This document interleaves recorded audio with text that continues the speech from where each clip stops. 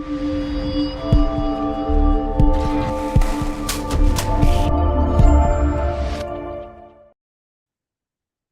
the Lord. We are sorry in about 5 minutes late. I know you are youths. And like I told brother, your youths have a longer future ahead of them, so they take their time to start over, unlike some of us who are going down the hill. So time for us is good. Praise the Lord. My name is Stephen Ayogosok.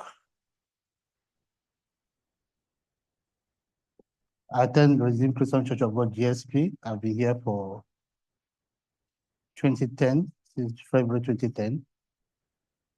And I'm a conference interpreter, translator by training. So my working languages are French and English. But I'm a farmer by passion. One, I got in school. One, God gave me the passion. So wherever I go, as long as I don't go to the farm, it's like something is incomplete in me. So if you take the farm out of my life, it's like I will feel I'm not complete. And that's why when my wife called me and said, the GSP youth wants you to have a talk, that's okay. It's an opportunity for me to maybe start preparing to groom youths, to encourage you to be empowered spiritually. Because the first thing is the spiritual empowerment before the financial or whatever empowerment comes on. So the topic I was given is agribusiness and farming, which we have on our screen, agribusiness and farming. So why farming? Why do people have interest in farming? Or why do youths, let me say youths, have interest in farming?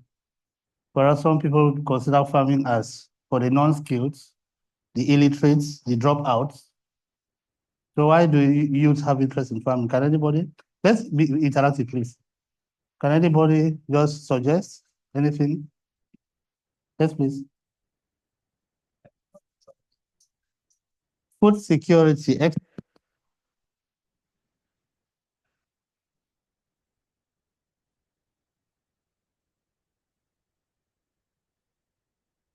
Youths are out of school. Imagines their future to be, I want to be an engineer, I want to be a quantity surveyor, some want to be doctors. At the end of those who wanted to be doctors became conductors in a bus instead of being a doctor. But I don't see school as going through school and the school not going through you. It's just a waste of resources. But when you go through school and you're able to maximize your time in school and apply the knowledge you got in school to society and yourself, then you are a person. Within the next 2 hours, we're going to share ideas on how we can not only depend on government. Do I need that? Do I need it? I think this is audible enough. We can leave that for questions. Okay, okay.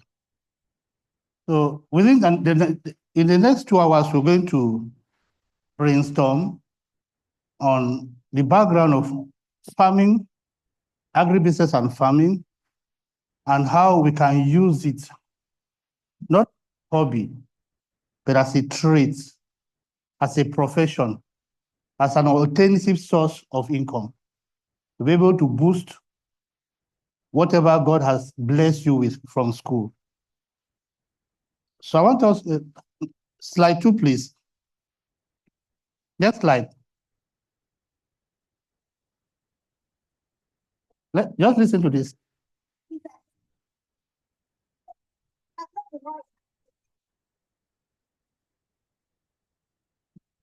Volume. Volume, yes, please.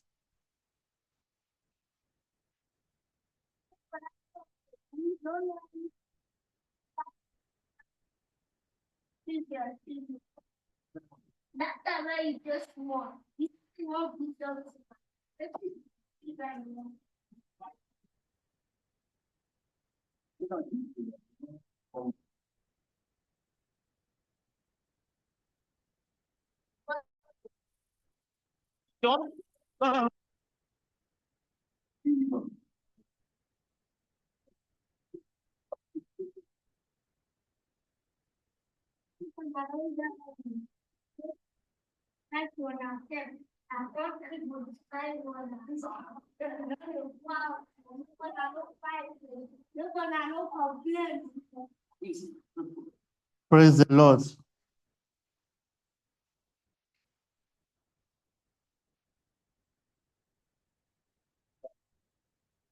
The Lord. You know, from childhood, you conceive an idea. You see a plane flying, you say, I want to become a pilot. You see somebody preaching, you say, I want to become a pastor. I said, you go for an event, there was a time I was a child, I would love to be a conductor. Why? Because we believe that when the car is going, in the village down south, there used to be a ladder behind those old buses. The conductor will hang on it, I will be clapping for him. And we are amazed. I wanted to become a conductor.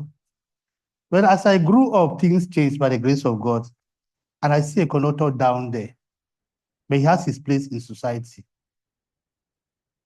And that's why when you look at a farmer as a non-skilled person, but the contribution he has in society is enormous. And that's why farmers, be wherever they find themselves, they are always very proud of what they do. There's no farmer that will say there's a bowing down for them. No matter the season, for farmers, they always feel they are blessed. Next slide.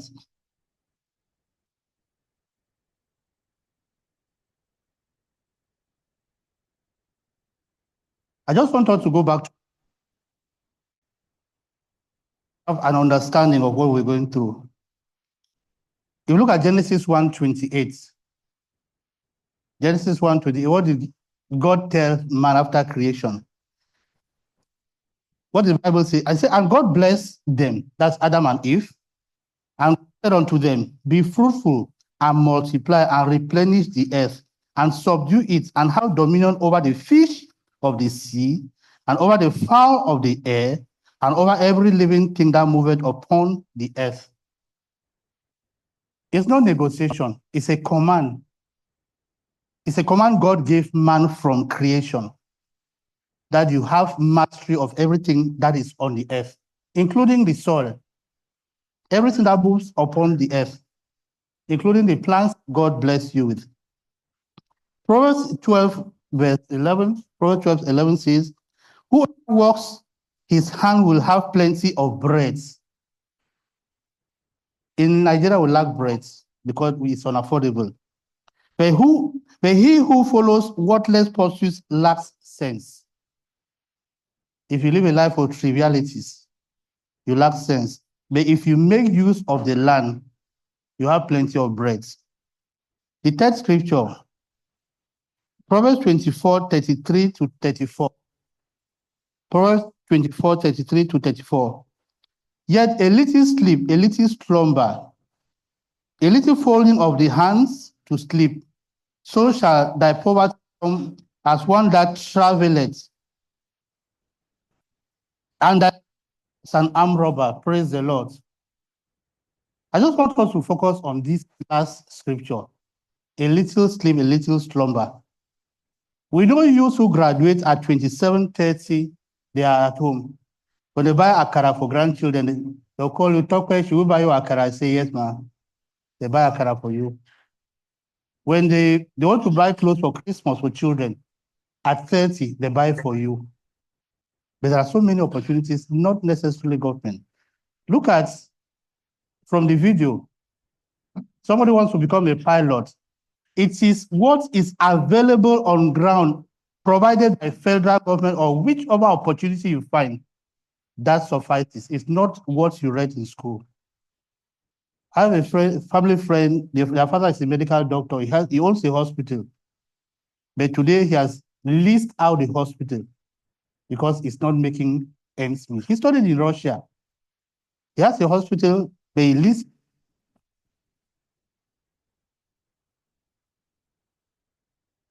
And gradually he went into agriculture.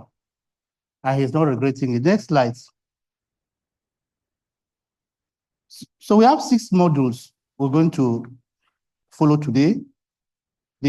One of the modules is relatively short, the one on livestock, because it's a bit bulky, so I just had to reduce it. Introduction to AgriBusiness Farming. Next slide. So what is agribusiness? The next slide, we're going to have a description, a definition of what agribusiness is and what it isn't. Slide.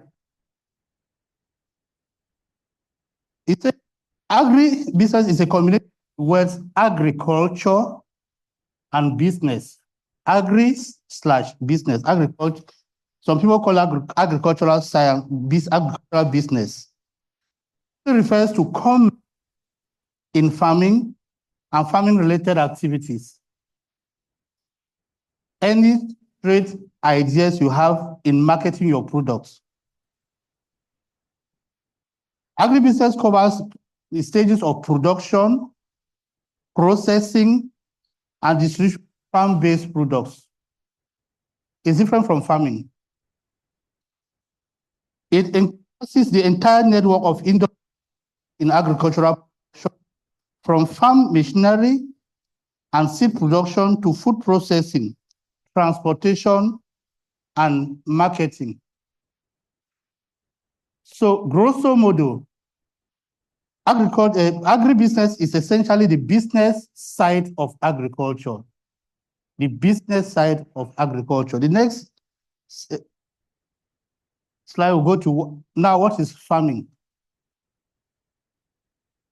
A simple definition is the act or the process of working the ground, planting seeds, and growing edible plants that can be eaten. Raising animals, about agriculture, they forgot about our cows, our goats that we eat. Agriculture in Nigeria. We have four types of farming in Nigeria. We have the mixed farming, farming. Next slide, please. So what is mixed farming? This is a combination of crop and livestock production on the same farm. You have your cassava somewhere, you have your plantain, you have your maize, you have your birds, your cows, your goats in the same farm. And the advantage of mixed farming is that nothing is wasted. It's what I'm practicing now. You harvest cassava, you use the peels and feed your pigs. You use the peels and feed your goats. Sometimes the plantain leaves, you use them to feed pigs. It helps as vegetable matter for them. It helps for digestion for pigs.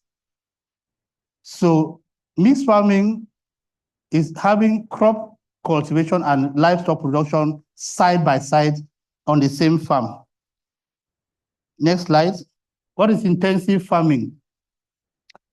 This is a system of agriculture in which high inputs of labor, fertilizers, and capital increase the yields produced per unit of agricultural area. It often involves the use of advanced technology and genetically modified crops. In Nigeria, for now, the federal government tries to avoid it. Anything genetically modified is not healthy for anybody. In the US, the Western world, because of the high demand and the low supply, almost everything is inorganic. Thank God for the high production we have here in part of the world. The Lord help us. Next slide, please. Subsistence farming. This, like most farmers around us, this is a practice of farming, of growing crops and raising livestock primarily for the farmer's own consumption, with little or no surplus for sale. You find somebody in the village, he has a cassava farm, the man has an orange farm, they have their pigs, there are 1 or 2 pigs, 1 or 2 goats, that during festivities, they just select one of the pigs and kill for family consumption, not for sale. It's just for day-to-day subsistence, and that's why it's called subsistence farming. The next one, please, commercial farming. Commercial farming involves growing crops and raising livestock primarily for sale in the markets. And that's what I think most of us here aspire to do. It's often using large-scale operations and mechanization. Somebody who has a 1 hectare piece of land, for instance, with cassava, maybe just for minor sales, but somebody who has 10 hectares of cassava, he will not be able to till it manually. You need a tractor to plow it. You need extra labor. Maybe you need extra labor and mechanized, what they call mist blowers these days. So it's highly mechanized, because the larger the size of your farm, the more the funding that will be required, and the higher your output, your yields that you'll be anticipating. So next slide. Agribusiness value chain in Nigeria. What's a value chain? Next slide. What is an agribusiness value chain? The definition I have here is that it encompasses every step by step, every step involved in bringing food from the farm to the consumer at home, including, it starts from production, processing, storage, transportation, and selling. Let's take a product like cassava. Cassava goes from the planting, the maintenance, the harvesting, the peeling, the grinding, fermentation, frying. After frying, you store it, because you may not have a means of transportation that same day. You have a storehouse where you store your cassava. Then you transport it to the market. And all of this cannot be done by you, the farmer, because you are just a part of the value chain. So the value chain, agribusiness value chain, is a melting pot. I put melting pot in quotes. Is an intersection, a coming together of every individual involved in that chain. It's the stakeholders and activities involved in the production, processing, and distribution of agricultural products. The next stage, we're going to see the stakeholders. Who are the stakeholders? Next. So who are the stakeholders in an agricultural value chain? We have them here, the input suppliers, the person who comes to supply you chemical in your farm or fertilizer. We have the farmers like you and I, or aspiring farmers that you are. We have the traders, somebody who comes to the farm to buy from you. You have the processors, transporters, wholesalers, retailers, and the final consumer, which is at home. So let's see a brief description of each of them. Who are input suppliers? These are the people who provide farmers with seeds. Farmers may not have seeds. You have a 10-hectare farm, for instance, and your farm was not able to generate seeds. You need to buy from somebody who's an input supplier. They supply seeds, they supply fertilizers and other inputs to farmers. And who are the farmers? Primary producers of agricultural products. The person who works in the farm. A farm owner is still a farmer as long as the farm belongs. Traders are people who facilitate the movement of agricultural products from farmers to processors and consumers. A trader will buy cassava, for instance, 5 tons. He buys cassava raw from you, 5 tons. He goes to process it into gari or into fufu before taking it to Igbo market to sell. The trader is in the chain of that value chain. Processors are people who transform raw materials, raw agricultural products into finished products. There are companies that are specialized in just buying and processing. Chi, for instance, has an orange farm, but they buy orange around Nigeria and process into what we drink, the Chivita drinks that we find on our tables. They are processors. Transporters move agricultural products from one location to the other. By the time gari skyrocketed to 5,000 naira a pint, today it is 192,000. When diesel price moved up, having a bag of gari from Osun to Lagos, it was sold at 65,000 because transporters felt the pain of diesel increase. So if one part of the value chain is affected, it will affect the whole chain. So transporters play a major role. Wholesalers are people who buy in bulk, and sell them to retailers. And wholesalers, sometimes they cause a stock out in the market and keep it. While the customers are requesting for gari in the market, the wholesaler is keeping it and waiting for Christmas time to sell double the price. So they buy in bulk and sell to retailers. And consumers, like you and I, the final users of agricultural products. Any person who sits and buys, the end users are the consumers. Next, please. So what's the importance of agriculture in Nigeria? We know Nigeria, every part of Nigeria is fertile. Like it or not, every part of Nigeria, from down Oron and Akwa Ibom to Sokoto, up in the north, every part of Nigeria is fertile. And every part of Nigeria is prone for agriculture, ready for agriculture. So it depends on what, like in English, they say garbage in, garbage out. The inputs you apply into your farm will determine the outputs that you get from the farm. So what's the importance of agriculture to our economy? I have a few here. First of all, it's a means of livelihoods and job creation. Agriculture, if there was hunger in Nigeria, Nigeria as a time bomb would have exploded.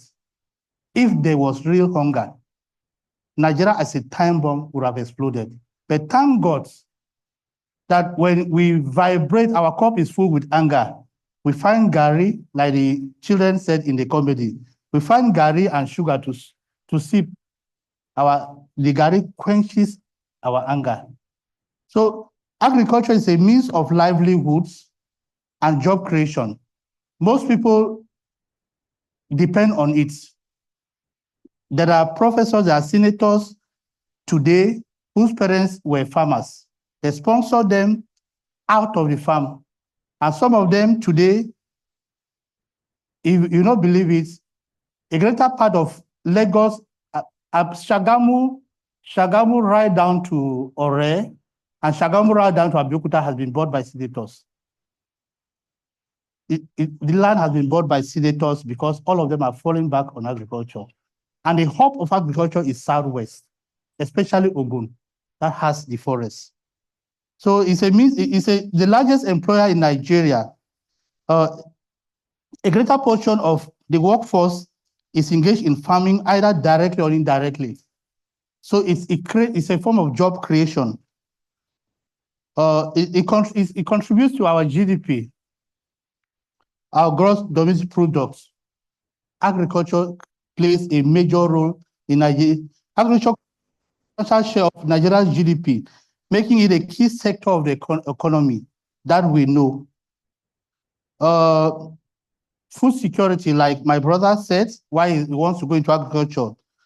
Agriculture plays a critical role in ensuring food security for the Nigerian population, providing a wide range of staple foods. I've gone around Africa and I have not seen any country that has multiple and diverse foods like Nigeria. Anywhere you go, down south they call something afang. If you go to Igbo land, it will not be afang again. They'll have a name for it. So just, I mean, one vegetable called several names, but it's staple foods. There's just food everywhere. Sometimes it's amazing, you go to Oyibo market, you see the waste. Some people bring tons and tons of food. It is not bought because the purchasing power of the people is low.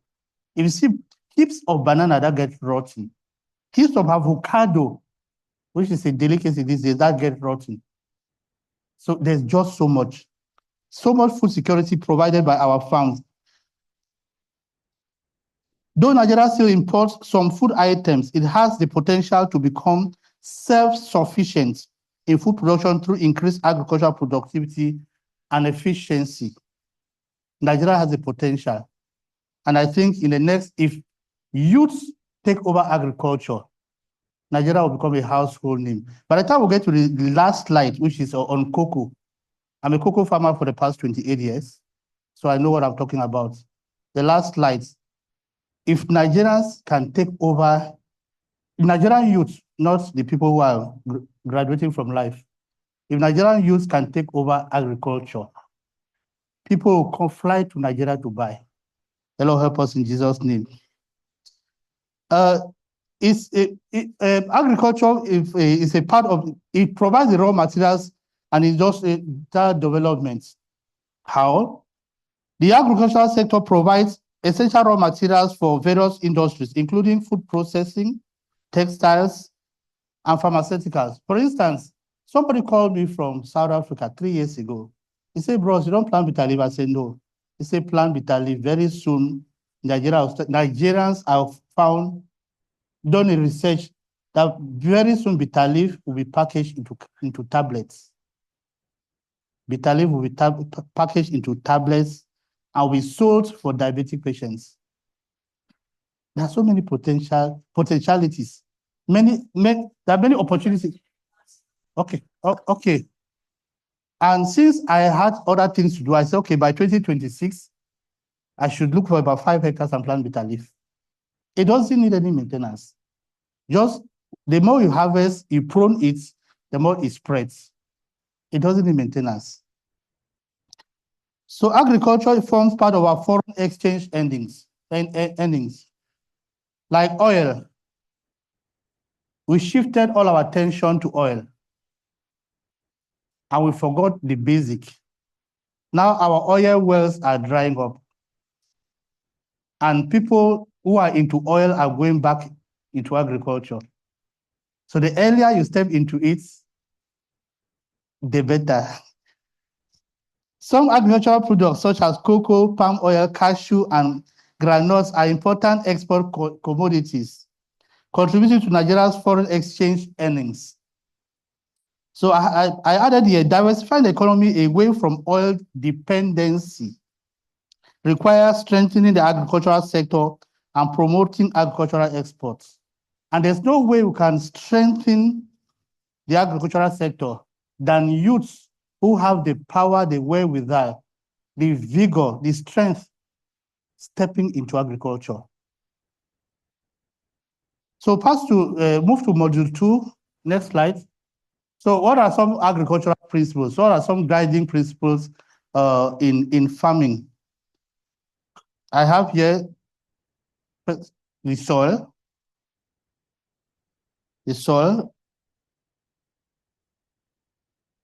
and under the soil, we have the soil science.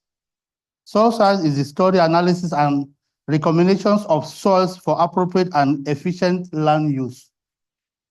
Depending on what you want to plant, you don't just go into any soil and start planting it.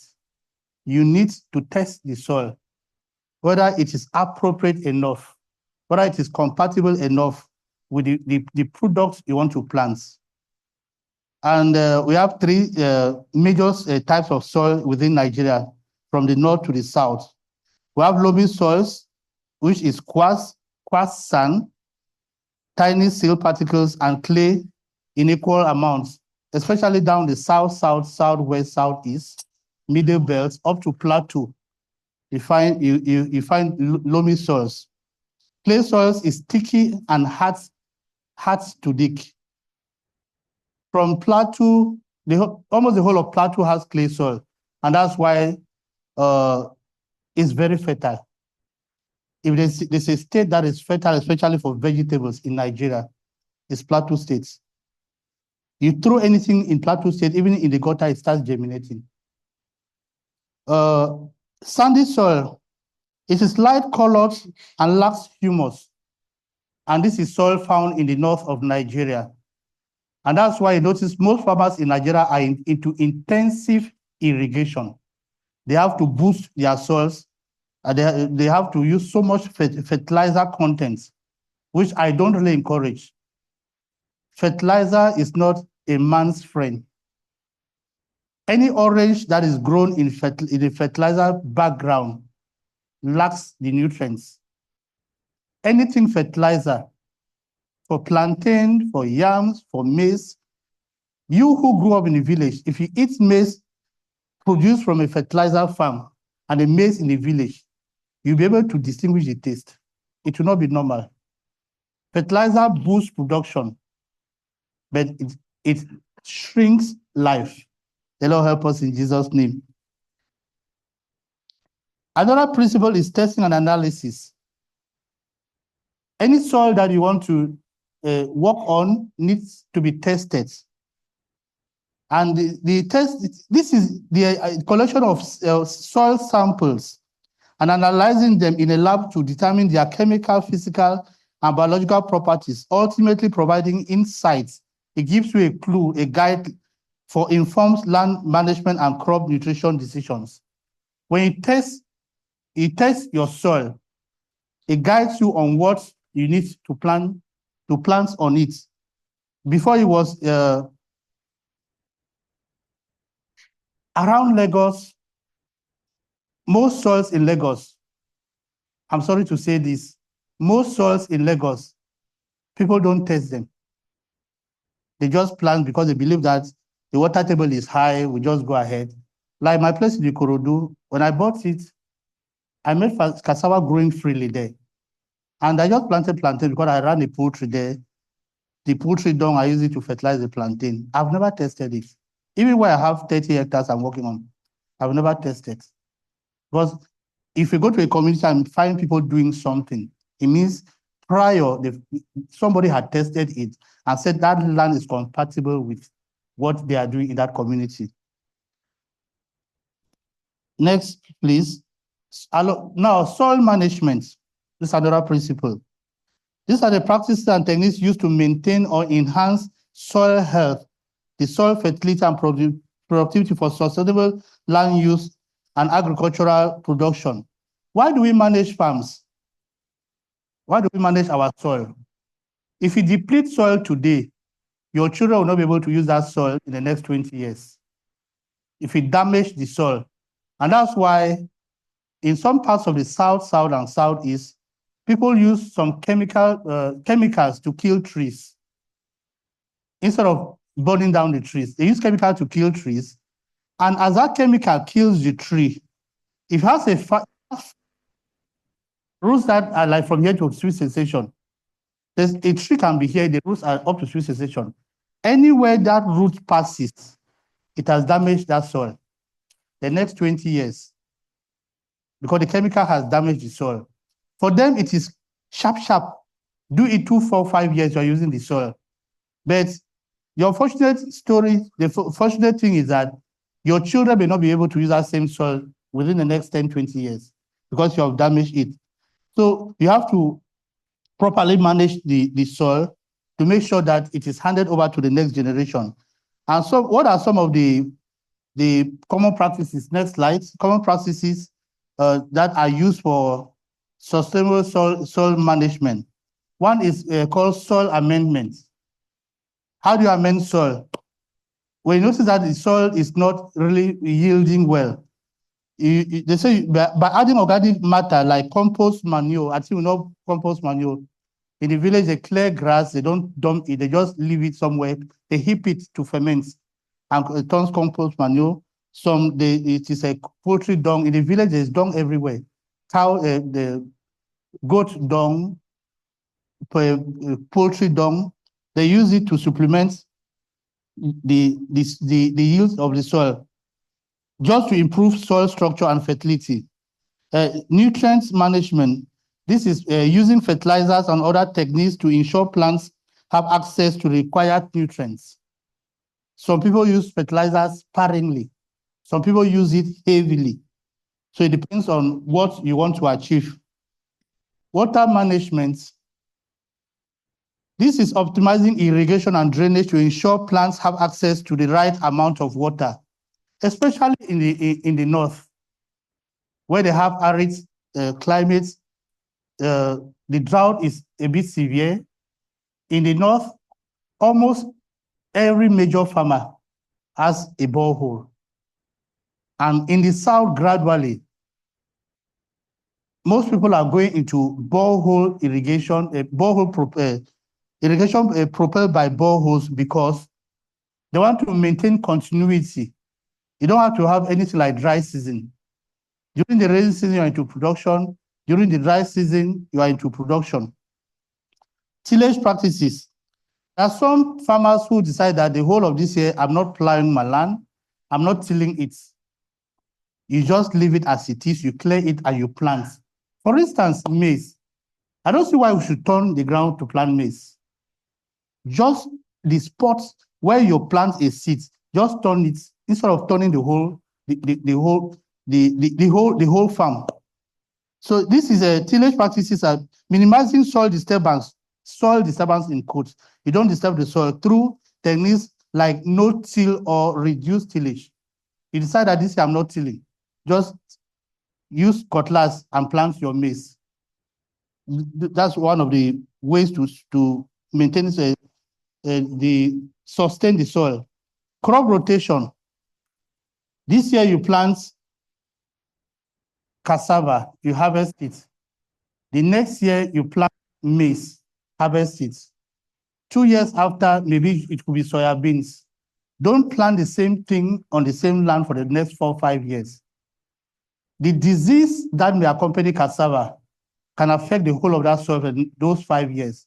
So it's always good to do crop rotation, be able to maintain the soil. Cover cropping. Cover crops are plants that are planted to cover the soil. For people who have large-scale farms, large-scale planting, the parts of Abeokuta, they sell cover crops. Cover crops are seeds where you plant, and within 2 months, it covers the whole floor. No grass sprouts. You can stand here and see somebody in Oyibo market because there's no grass that is growing. So when you use cover crops, it avoids direct sunlight contact with the ground. And whatever you plant on it is sure that weeds will not grow and cover it. I tried cover crop in the village for my palms, but I noticed that during the dry season, somebody set fire somewhere and the fire crossed over to it. Thank God it did not affect the palms, but I had to plant it. So cover crops help to maintain the soil by preventing direct contact with sunlight. So it helps grass not to spread. Some people plant pumpkin in the east. The pumpkin leaves, they plant it in large scale. Some people, it's even ugu. You know, ugu, when it grows, it spreads. You plant, but you cannot have ugu to plant for up to 1 hectare. So what most people do now is they plant ugu on bands, build a band for it to creep on top so that it is easy to harvest.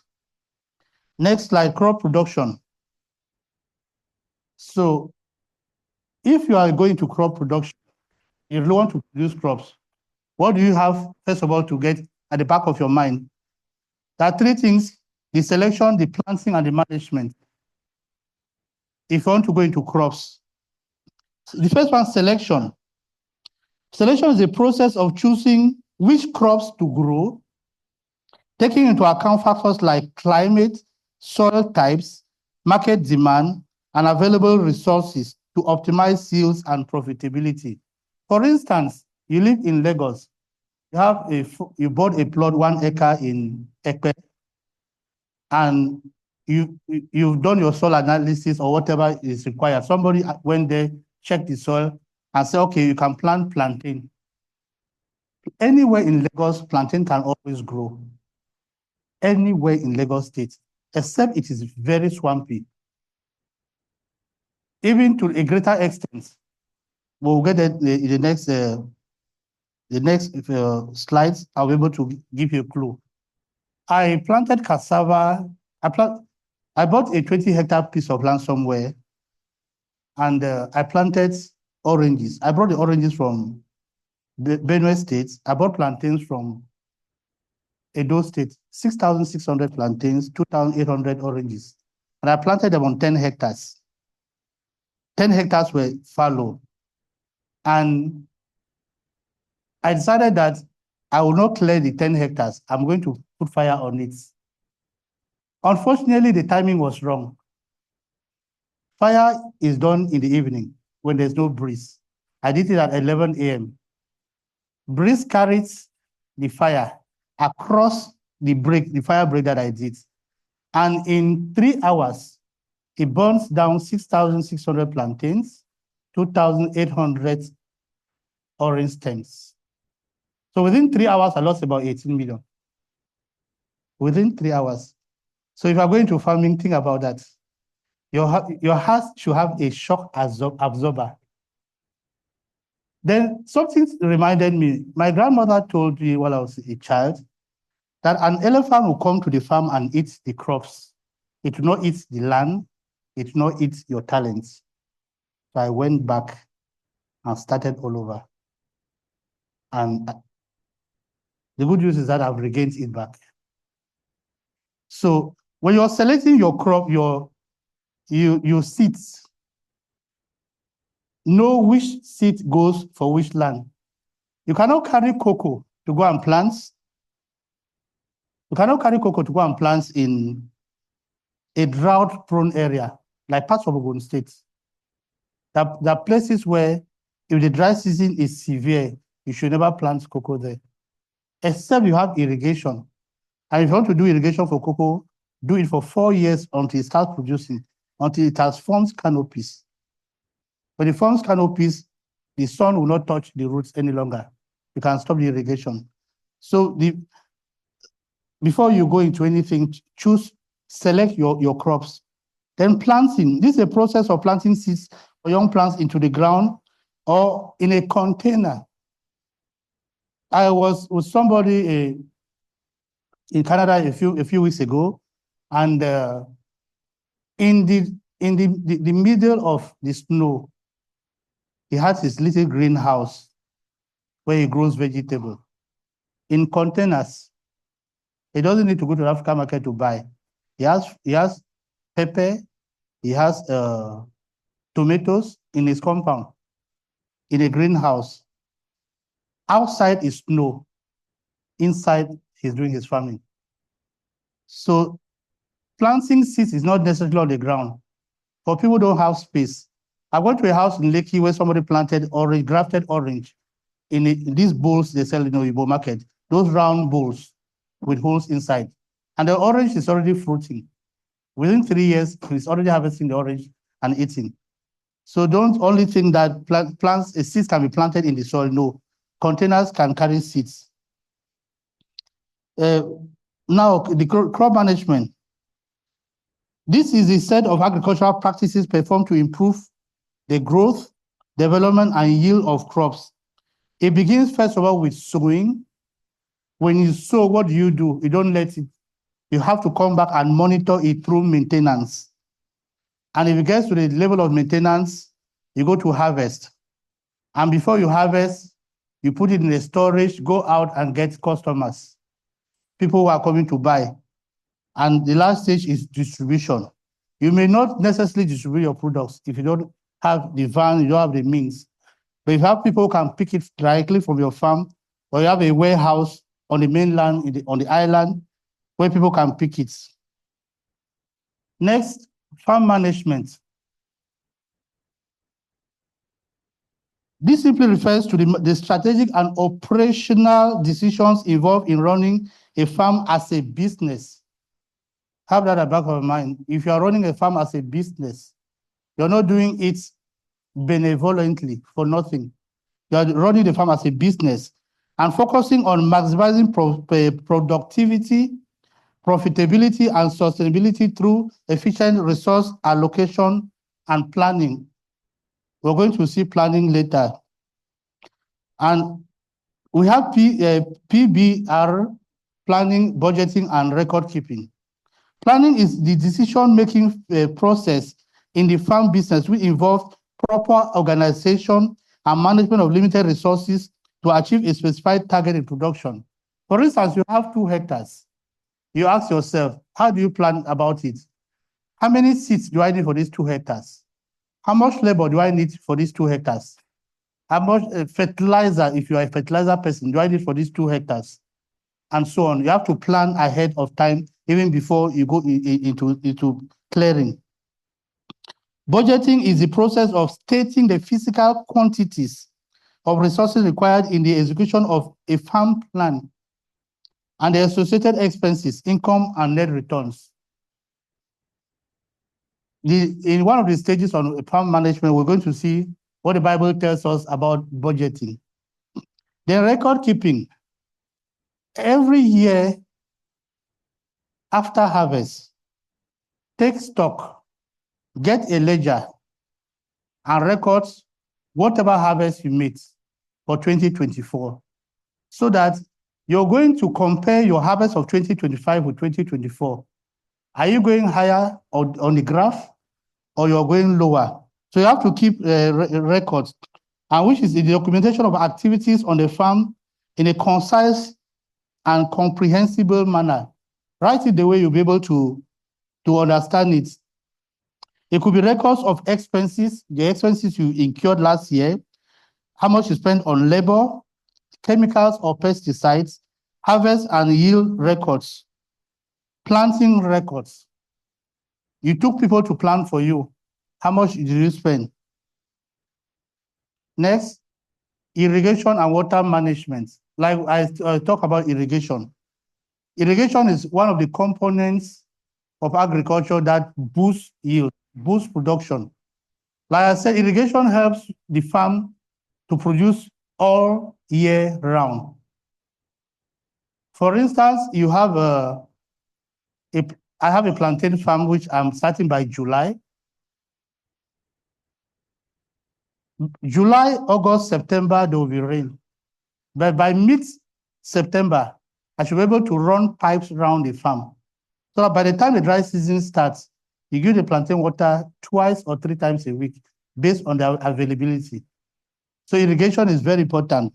It's the artificial application of water to land to support plant growth, which can be essential for agricultural production in areas with insufficient rainfall or during dry periods.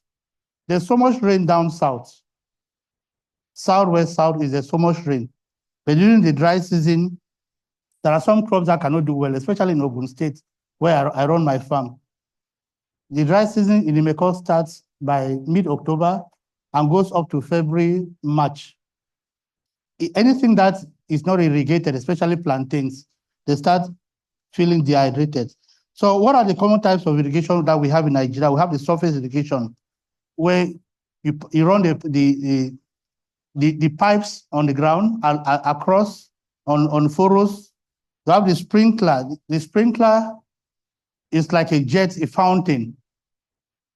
People discourage sprinklers because the more it sprays the water, the more undergrowth is increased. But you have a means of fighting the herbs with herbicides. We can use sprinklers. I have drip irrigation. Drip irrigation is specific for some crops like a watermelon. Watermelon is good with drip irrigation so that on every stem, it put a drip. You run the pipes along the farm and put a drip on every stem of watermelon. So that by the time you open the tap, within 3 hours, the plant has enough water that will take you for the next 24 hours.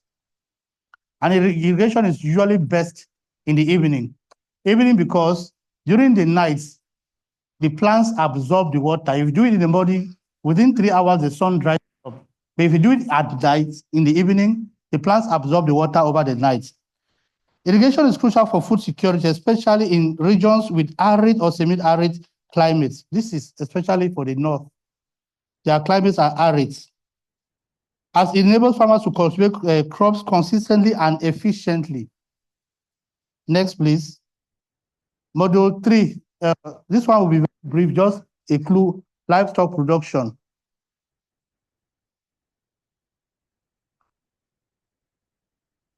Livestock farming or livestock animal husbandry is the raising of animals for their products like meat, milk, eggs, and other commodities. I don't know the impression we had from children in primary school. When we heard about livestock, we segregated it from poultry.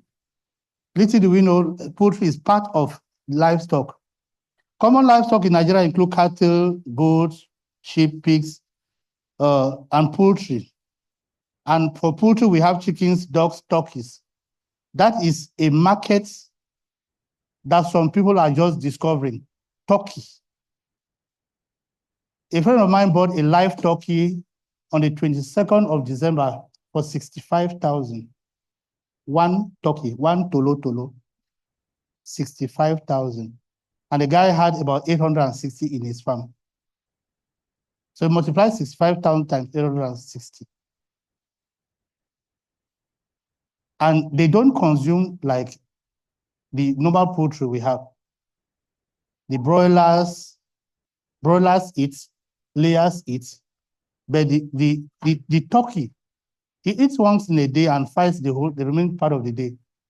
Just fights, in-house fighting. But they are a potential market. Cattle, goats, and sheep are the most prevalent, the ruminants. Ruminants, animals that chew the cud. While chickens are the most common poultry we have in Nigeria.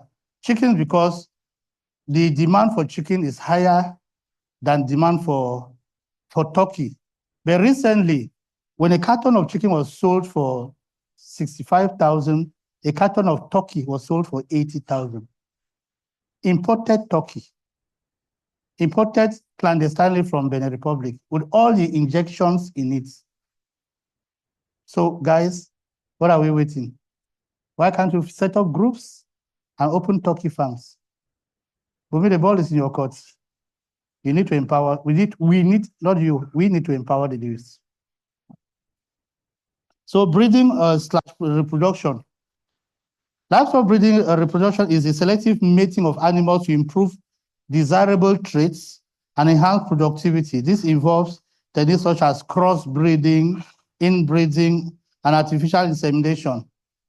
It was recently, I have a cousin who's a veterinary officer, but recently I noticed that they do artificial insemination for animals too. You have a male goat that cannot conceive.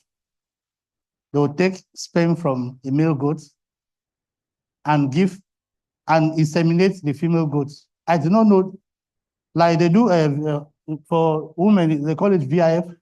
They do IVF for women. They do artificial insemination for animals too.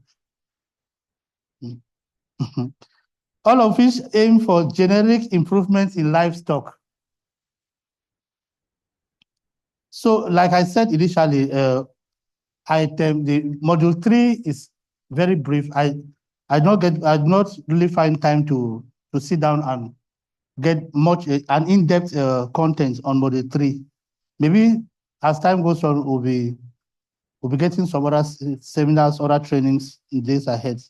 So we move, before we go to module 4, is there any question? I should not just be going and think that everybody's following.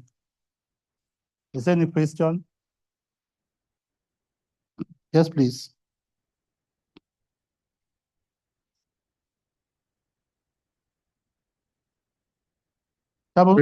Praise the Lord. My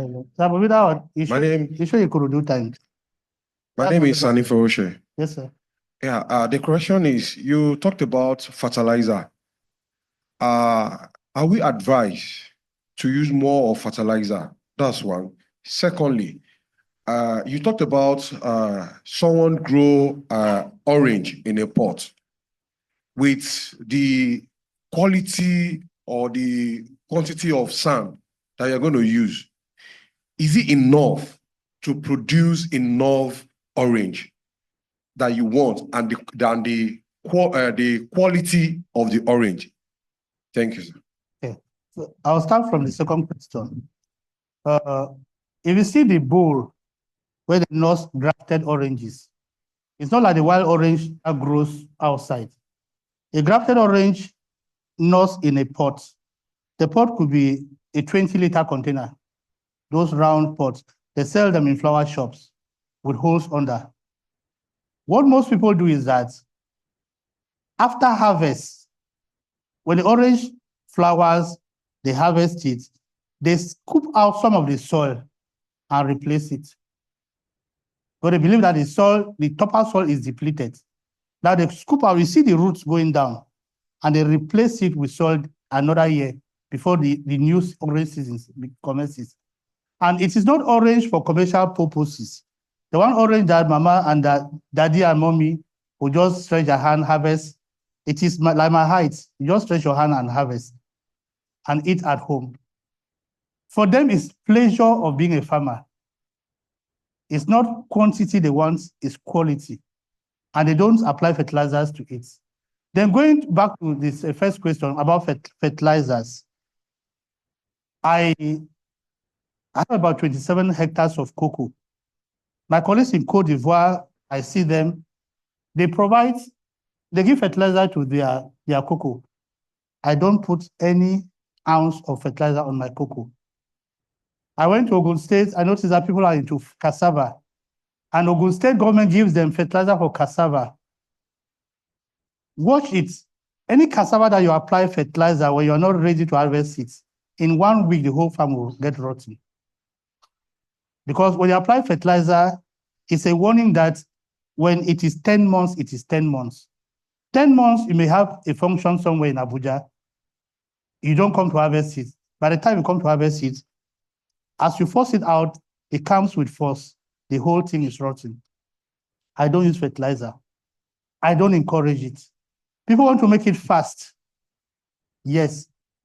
They have bumper harvest, bountiful harvest. But the little God gives me with my input of labor, I make do with it. I don't encourage fertilizer. Federal government gives it, yes. So many people use it. The only fertilizer I use on my plantain is poultry dung. My closest neighbors are Fulanis. I have an agreement with them. Part of the land I bought, their cows live there. And when I want to use the land, I'll tell them to move their cows. My boys will go and harvest the dung, the cattle dung, and use it for my farms. That is more natural than the artificial fertilizer that we use. Did you answer your question, sir? That is, sir.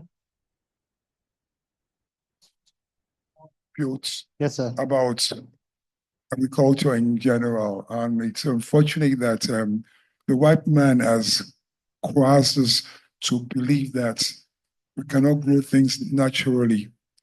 When you mention things like organic, it's like, oh, it's on the top of the roof cost. Whereas organic should be the cheapest thing we have.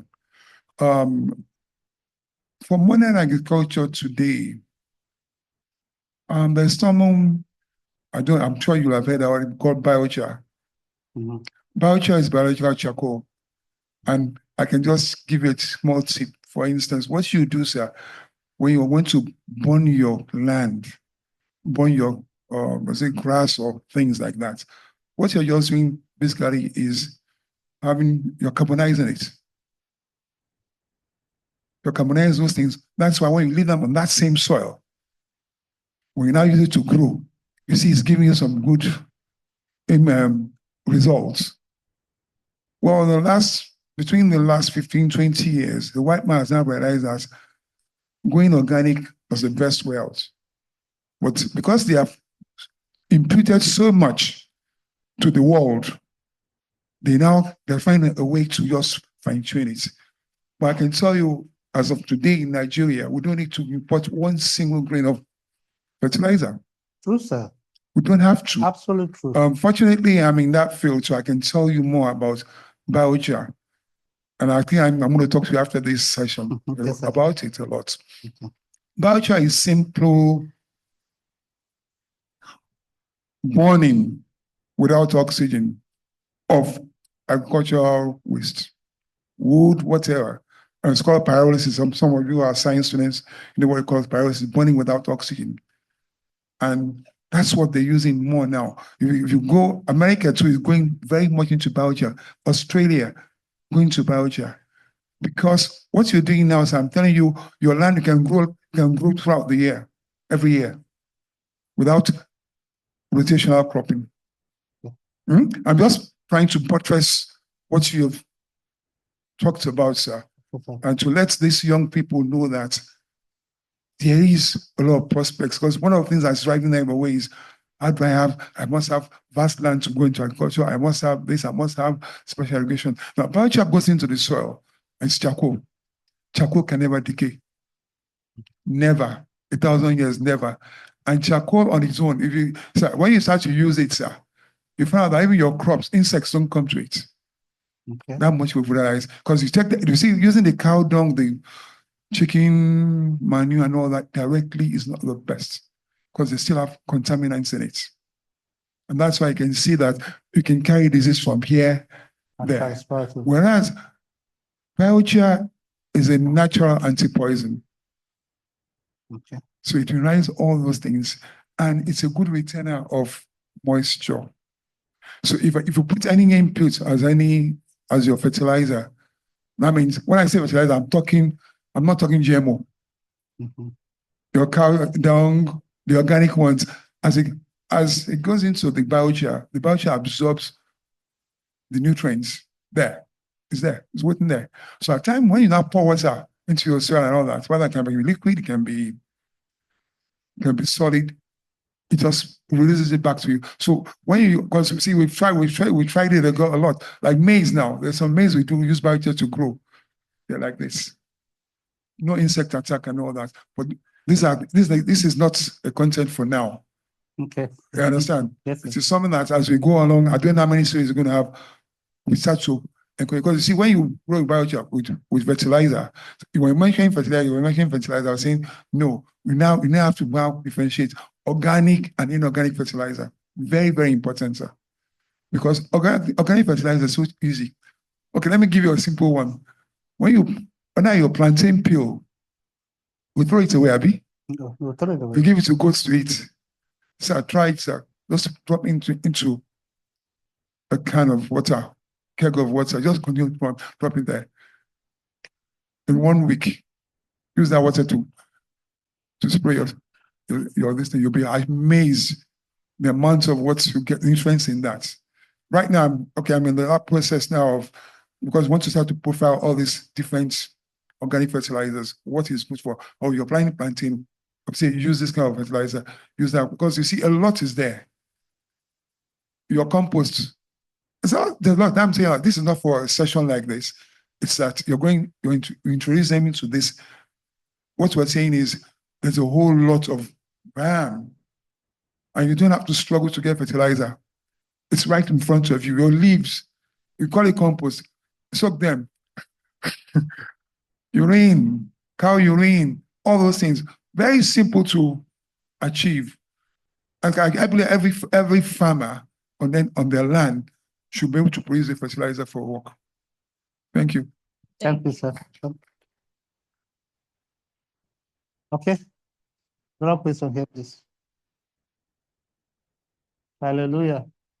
The question I want to ask, okay, I spent some years in the village actually, and I never even know anything about fertilizer until I went to the north to do my service. So so recently I've been seeing some, sometimes when you peel some yam, before you start saying you want to wash them, they will turn red. Okay, I said recently when you buy some tuber of yam in the market, you get home, like sometimes I need to even get the assurance of the people I'm buying the yam for, like I hope this yam won't turn red when I'm peeling it. So I want to ask, what's the cause? Is it the soil? or where they are planted, or some people who use ordinarily, I don't even believe that people use fertilizer for tuber crop. I don't believe such. Thank you. You'll be surprised to know that so many farmers use fertilizer for yam. So many farmers. Because recently yam was sold at 1,500, 2,000, 3,000 per tuber. And when some farmers who thought they were smart, they noticed that yam is now 5,000 and above. They went and bought fertilizer to increase their yield. But some of them, by the time they were struggling to transport the yam to the market, it started getting rotten in their farm because of the fertilizer. Some people don't use fertilizer. They inject preservative contents into yam. The apple we eat from South Africa, 99% coating is preservative. The apple we eat from, which is, Nigeria imports majorly from South Africa, that it preserves the color. And immediately you break the apple into two, what do you see inside? It's like a rainbow color. The contents, what has been injected into it, and you're going to ingest it and digest it. God gave us a wonderful stomach. And that's why they say the blood, the anointing we carry in us. Better that is in us than it that is in the world. Yes, sir. Yes, sir. They plant them in bags and all that. And I was amazed that how would you take natural yam and say because you want to preserve it and dip it into chemical? Huh? That's trying to answer what you're saying. They dip it into chemical, they say to preserve so it won't get rotten before it starts to grow. Whereas they use cement. Whereas, a simple solution, just in case you're in that filter, ordinary ashes. It's natural, it's burnt wood. It's actually part of carbonization. It's so burnt that it's very, very pure. So don't go and use all those special preservatives. No. Ashes is still one of the safest means, and it gives you a normal natural yield. So I did something I explained in my house. I planted a tuber of yam. If you see the yield of my yam, in my camera, it was like this. Right? Like this. Well, I was amazed. No, naturally. So what I'm trying to explain to you that from what we've heard today, let us think natural for starters. I challenge you, if you have chickens, you have some chickens in your compound today, leave them there naturally.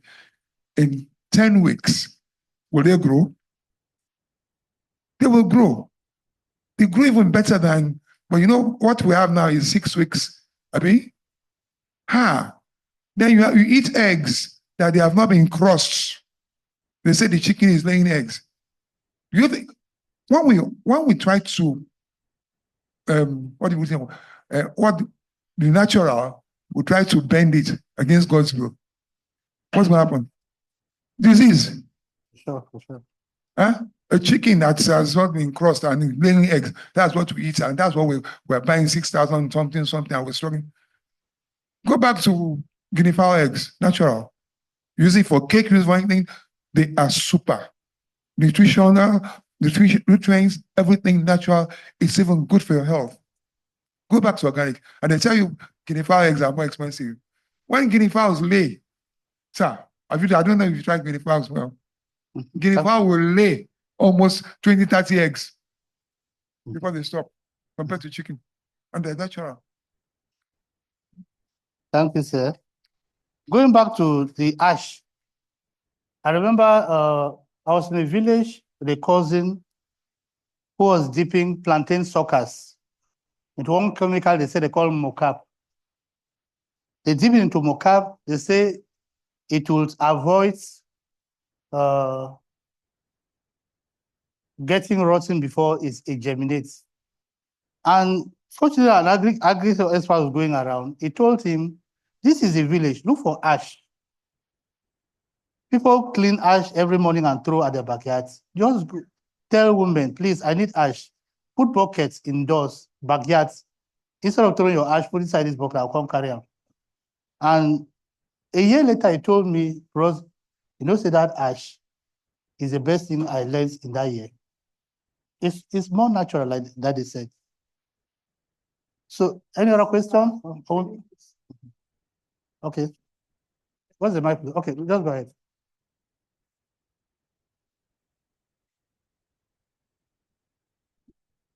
So I have a bit of subsistence background in farming, just normal things our parents do around the house, a little corn, a little cassava, few rabbits, chicken, homestead, stuff like that. But my grandparents from both my paternal and maternal sides are big time farmers.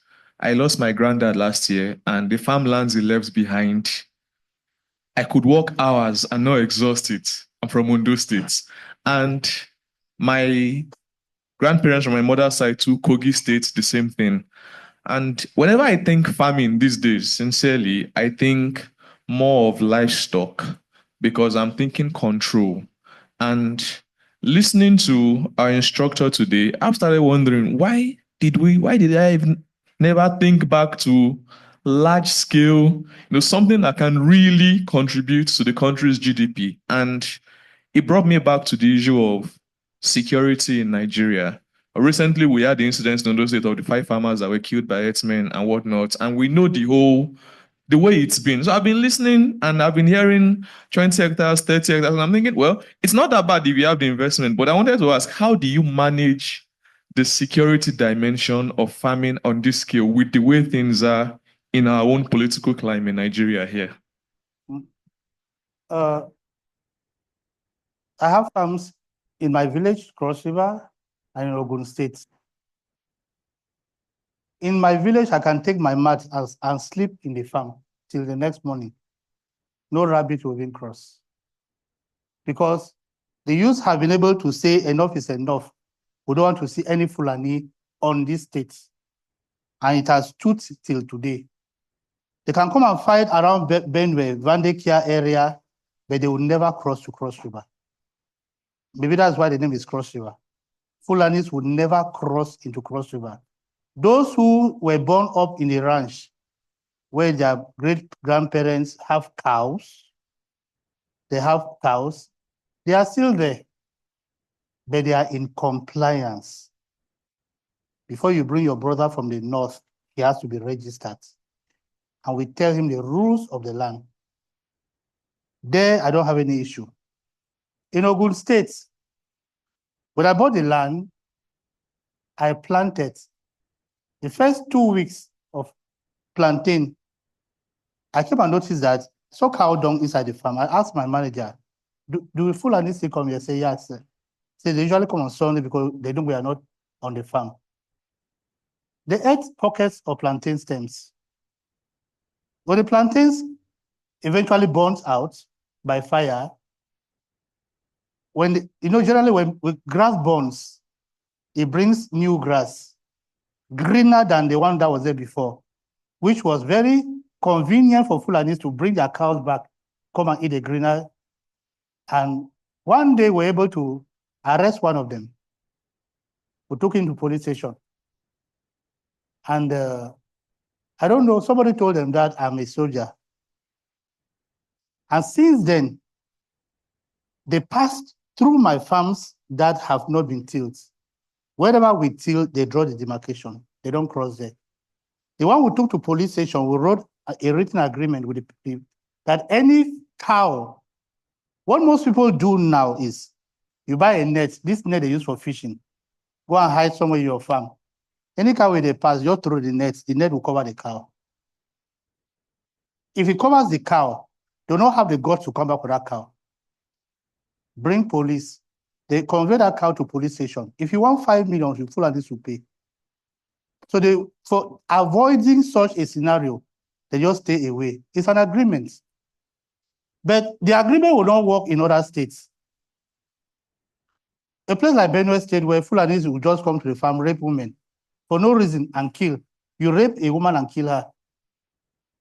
It's just that DNA of killing that is in them. Kogi and Oshun, Abi, from Oyo, Ondo and Kogi, they're already highly agricultural states that needs to be encouraged. The one in all those states, I don't know whether your grandfather had cocoa. And I will advise you to go back to it, revisit it. My passion in life is cocoa. 2021, cocoa was sold as 1,300 per kilo. December 2024, 1 kilo was 11,000. January 2025, a kilo was 13,000. So what you were getting 1.3 million per hectare, somebody is getting 13 million in 2025 per hectare of cocoa. So cocoa went up 1,000% in price. So my brother, go back to Ondo, claim your grandparents' land. Let there be presence or possession of that land. You may not necessarily go there. Find people who are going to handle it for you. For Kogi, I can't say because I don't know the security status in Kogi. But it's always good to go back and revisit the land. It will help you so much. Did I answer the question?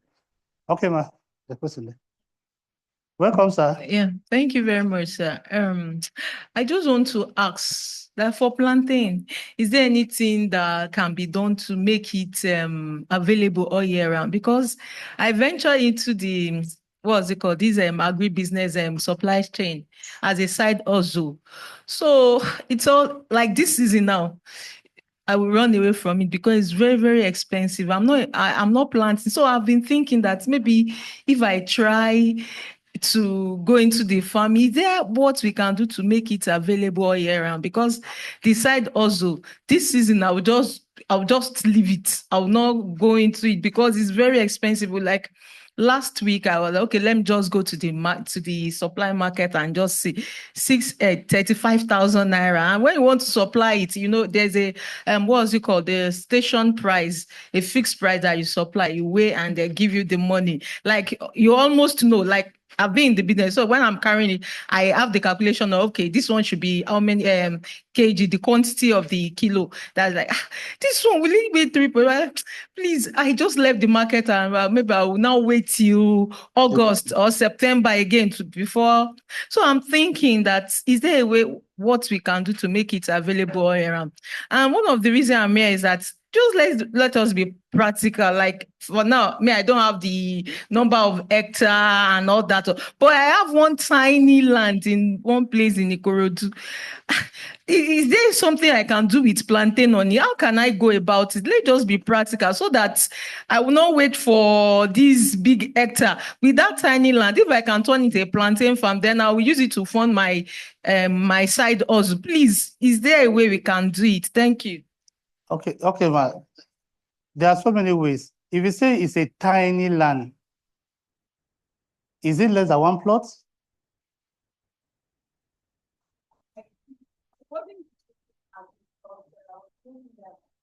So I went for a place that's already residential. Okay.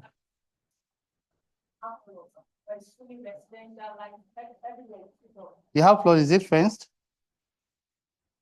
The problem is safety. What if you plant your plantains and by the time you're going to harvest on a Saturday morning, somebody comes at midnight on Friday and harvests it?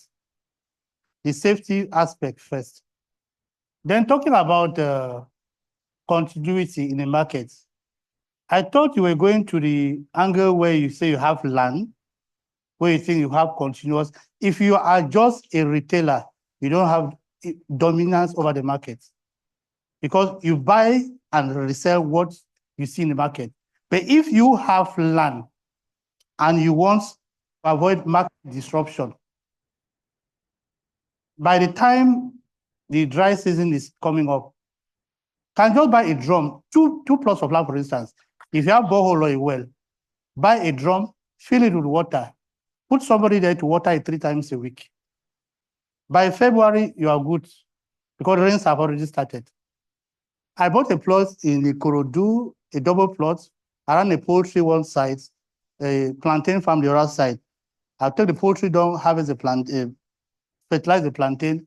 And there was a time we went for let's go fishing somewhere in Ikorodu 5 years back. My boy called me, sir, plantain day farmer. When I went, I saw 18 bunches. 18 bunches. That Christmas period, it was 26th of December. Where's now going to do 18 bunches? So I just did Saraka with my neighbors. I'm not a person who harvests and sell, Lala. So that's it. A plot of land can take you up to 100 stems of plantain. And plantain that I came and met in Lagos, a big bunch for 2,000. That same bunch today is 12,000. A bunch of plantain, the one that is like 15 hands.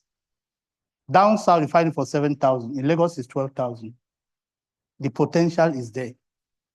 If you have plots that are fallow, double plots, that's about 1 million of plantain harvest that is lying fallow somewhere. Because if you plant 200 stems of plantain on a two plots of land, what is that in the next 16 months, each of the bunches is going to give you one, each of the stems is going to give you one. Just multiply 200 times 10,000. That's 2 million naira. Then each plantain after 16, 17 months will have suckers around it that will take over from the mother.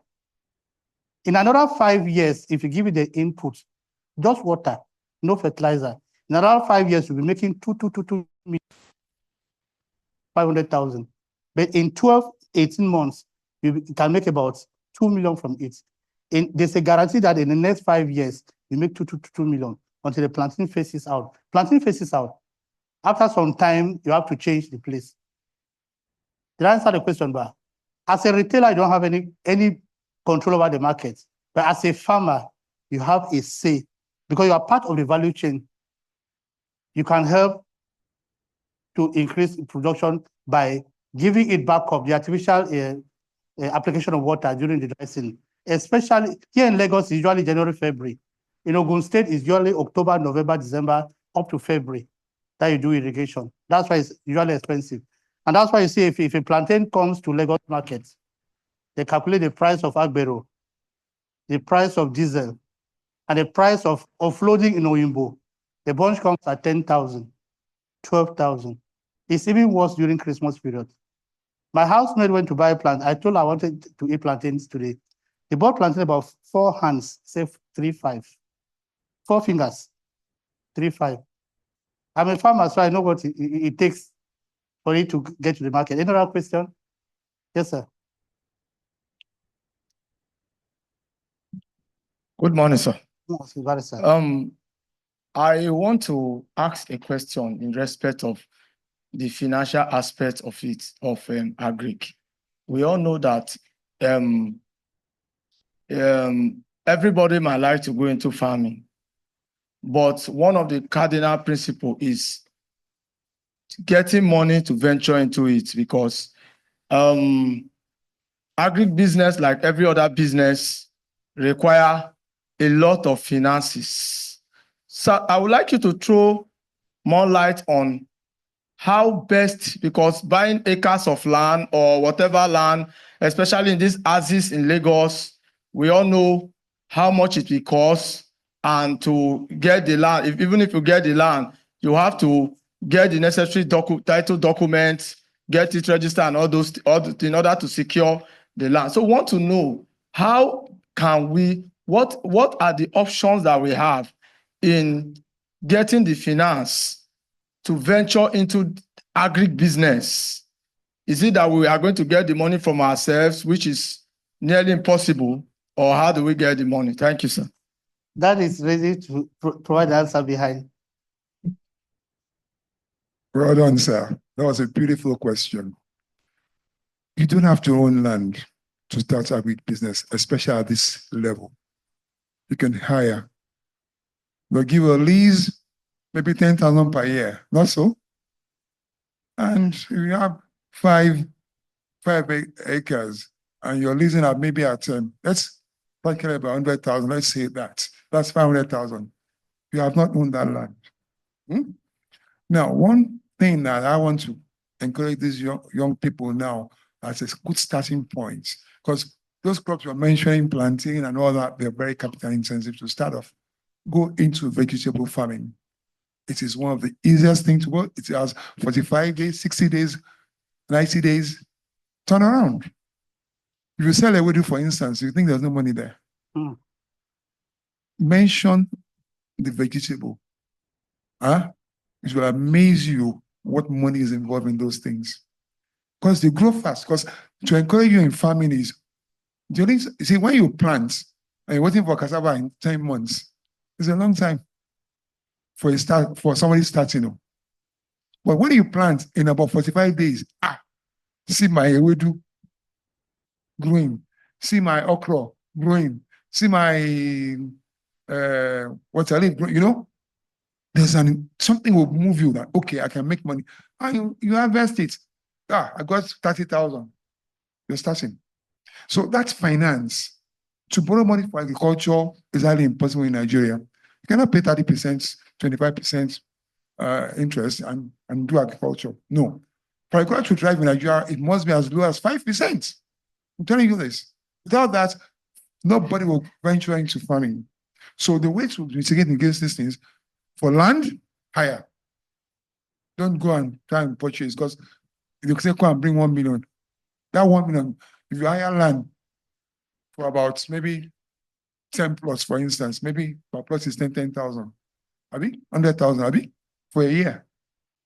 Within that year, go into vegetable farming. I'm not saying you should not go into other bigger ones, but you will find out that when you go into that for starting, you will be encouraged. And like I said, I'm going to talk to mentor there about using biochar to work. It's because you have ready fertilizers, which you don't have to pay money for. Natural. Thank you, sir. Okay, so last question, please, so I'll continue. Hallelujah. So, 3 years ago, I was fortunate enough. Praise the Lord. Hallelujah. 2 to 3 years ago, I was fortunate enough to engage in a training on soilless farming and greenhouse technology. Okay, can you hear me now? 2 to 3 years ago, I was fortunate enough to engage in a training for soilless and greenhouse farming. So after the training, we went ahead to group ourselves and come up with a startup. So we found it challenging to access some kinds of funding to even pitch this idea of greenhouse technology. If we notice now, greenhouse technology is something that is becoming prominent in Nigeria, and not everybody has the knowledge about it. So this is my question. How can someone that has that kind of background in soilless farming and greenhouse technology, how can the person break into the market in this current economy of Nigeria? Okay, I think I will reserve that question for module 6. We are still on module 4. We'll get to it. Grains, for maize, for pepper, for watermelon. There are so many shops around mile 12. Then mile 12 coming back to K2, all the yam seedlings you want, you get them from there, especially in January, February till March. All the yam seedlings you want, you get them from there. Madam, coming to time, people ask me how I manage my time. I don't want time to manage me, I manage the time. And the nature of my job, I go out of Nigeria about 8 times a year.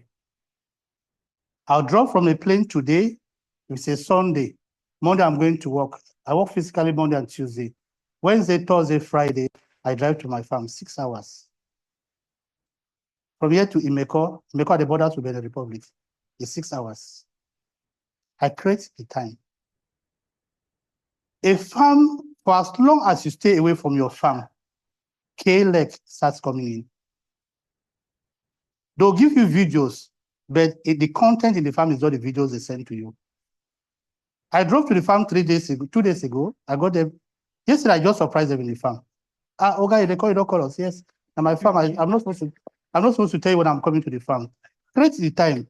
Then at home, where I live here on Queen Street, don't buy ugu. Planted the ugu in pots, and it is creeping on the wall. My house, as short as is, you just take a bench, smart acquired woman, or they will have a wooden ladder, and harvest ugu at home. Harvest ugu at home. She'll be shifting the ladder as she's harvesting. Then in front of my door, I have 9 stems of habanero pepper that are already flowering now. In another 2-3 months, we'll have pepper that till the end of the year will not buy pepper. At home, just on Queen Street, I didn't add anything to it. When I go to Ikorodu, I bring black soil and put on it, and it's flourishing. But the problem is time. If you can have time to go to work, if you have time to sleep, find time, 2 hours in a week, and pay attention to it. You see the difference. Okay. Yes, please. So some of our youth who are currently working, like, 8 to 5 job, and they are really interested in going into farming. If you ask some of them, they'll tell you, oh, I have a plot of land in maybe Ogun State or Ibadan or anywhere. So how can we really encourage them? Because they'll say they don't have the time. Really, they don't have the time. Some work from Mondays to Saturdays, and they only have Sundays to rest and go back to work. So how can we really encourage this, especially when they have like lands in Western states, but not in Lagos? So traveling there and, is difficult. So this is some of the issues that we have with the youth. What do we do? Okay, in as much as pockets are not the same. I have a farm in my village. It's about 26 hectares of cocoa.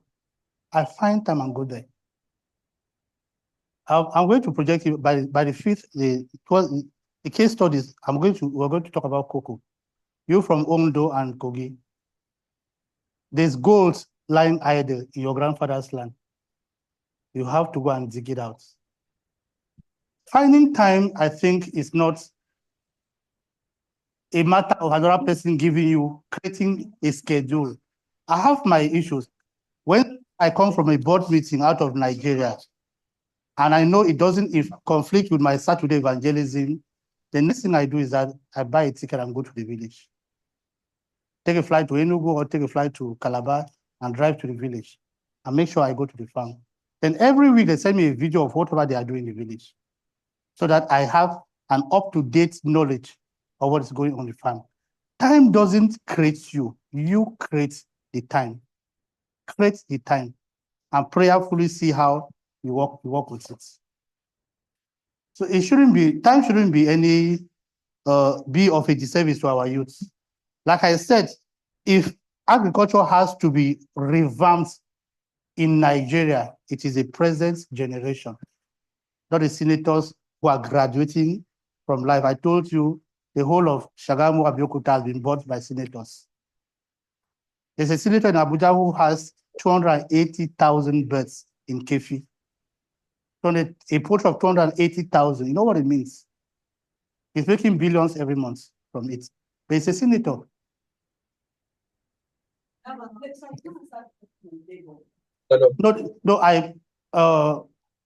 When Gary price moved from 3,000 to 5,000, the youth in Meko said, Oga, I work my farm.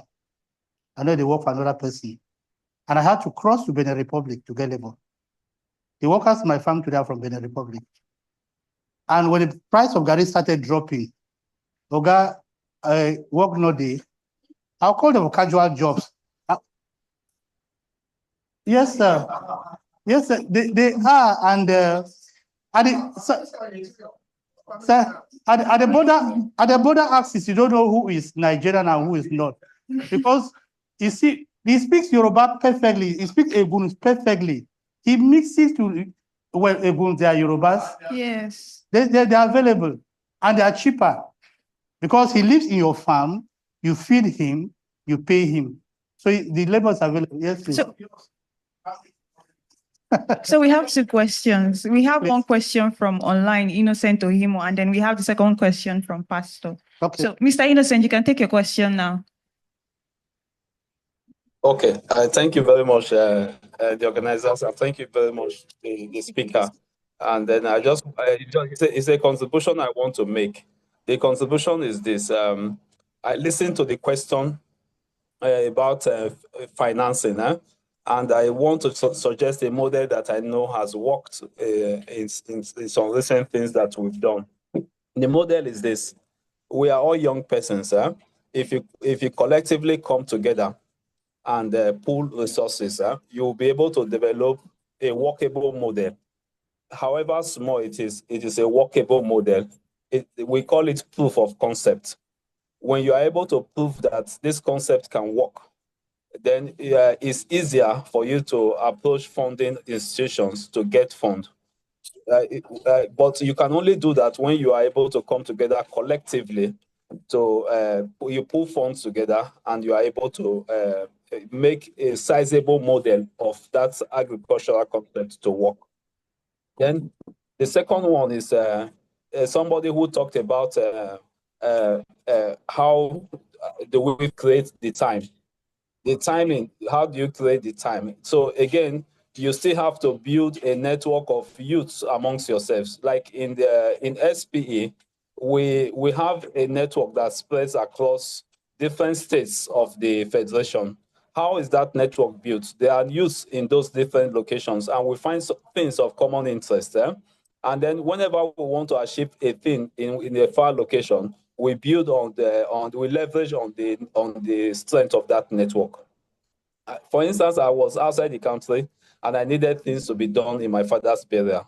I had people who I reached out to, some I did have not ever met before, and they were on ground to do everything that we needed to do, even if we have to pay them. Some persons were there to supervise. Again, a shared vision helped us to achieve that. So then I would just want to say that if you take that as a simple concept, you pull resources, you buy a land, everybody owns it. You do the soilless model and you make it work.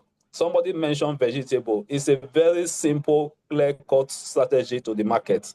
Within within that short period, you have products that are ready for the market, and then you are able to show to someone that if I have more funding and we expand this, we can get this. You understand? So don't let the fact that your 9 to 5 does not give you enough time, and then your resources doesn't give you as much as you require to start. Pull resources together, join cooperatives that can fund it, and then among yourself, build a network that you can collectively rely on. Thank you so much. Okay, thank you, Mr. Innocent.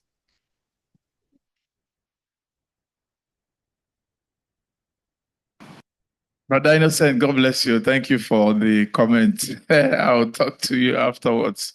God bless you. Nice to see you here participate in this. So a few comments. One is that Brother Innocent mentioned something like this now. And I think this forum, this is the first one, right? So it shouldn't be the last one. Someone has spoken about soilless farming, which we can explore further in even other sessions. And maybe we can set up an informal club, like a farmers hub, where we can continue to throw out questions and get answers. We use the advantage of the platform we have in church. Just like you said, ma'am. Okay. We learn also sometimes through I think they call it failing forward. You try it once and it doesn't work. They say anything in life is either a blessing or a lesson. So then we learn from it. And I think in farming, real farming, we have opportunities to learn. You do something and you don't get the whatever you want, your output that you are looking for. There are lessons we can learn. There are things that will tell us, I think you should have done it this way. I planted yam last year behind my house with all these sacks. Okay. But it didn't come out the way I wanted. But I'm going to do it again because I've learned why it didn't come out the way I wanted. So we keep learning. And there's something they call scale. right? I think we can start small, but let's dream big. I think that you have mentioned that to us.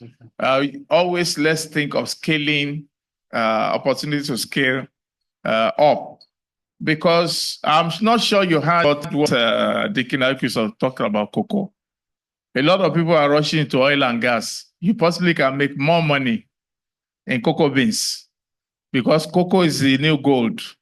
How can something move from 1,300 to 13,000 per kilo? Yeah, one container of cocoa now to export is about 100 million, between 80 and 100 million naira. In the past, it's something like 12 million, 10 million to do. 12, 13 million. Okay, so and they are still doing it. Some of the emerging richest people are in Ondo axis. They have so much money that if they can loan money to banks, and it's from cocoa, so we shouldn't rule it out that we can actually, if you are not doing it immediately, don't give it up. Learn where the opportunities are, learn how you can scale upward.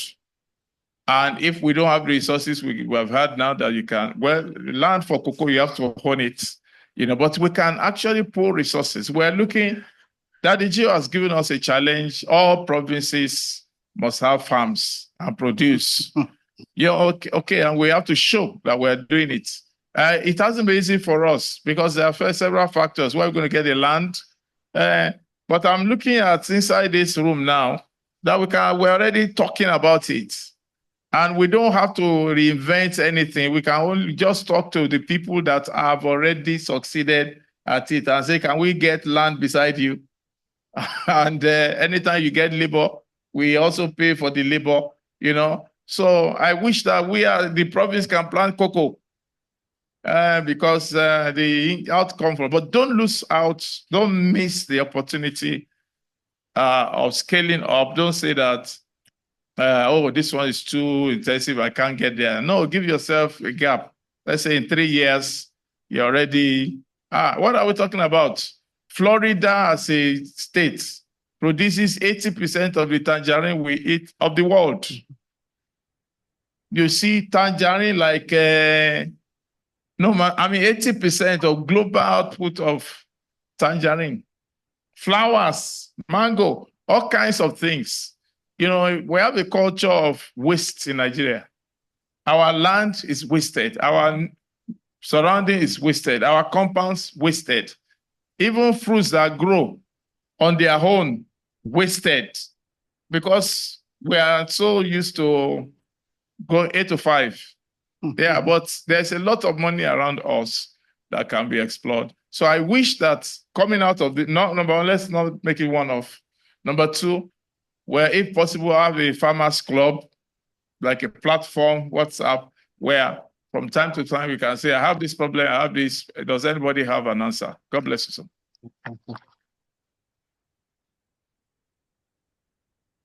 Other question?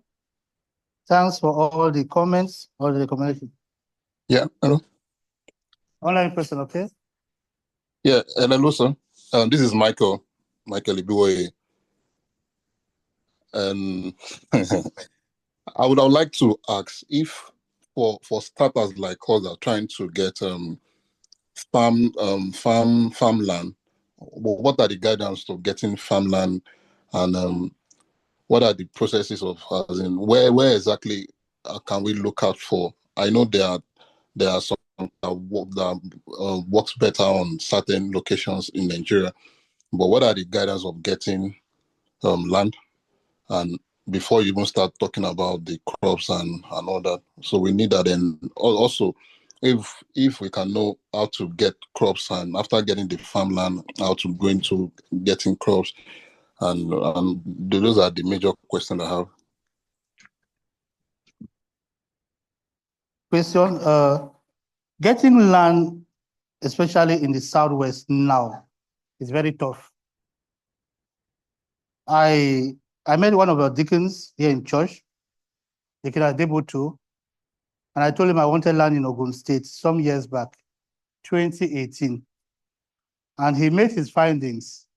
They were selling 1 acre along Shagamu Ore, 1 acre at 650,000. 1 acre is 6 plots.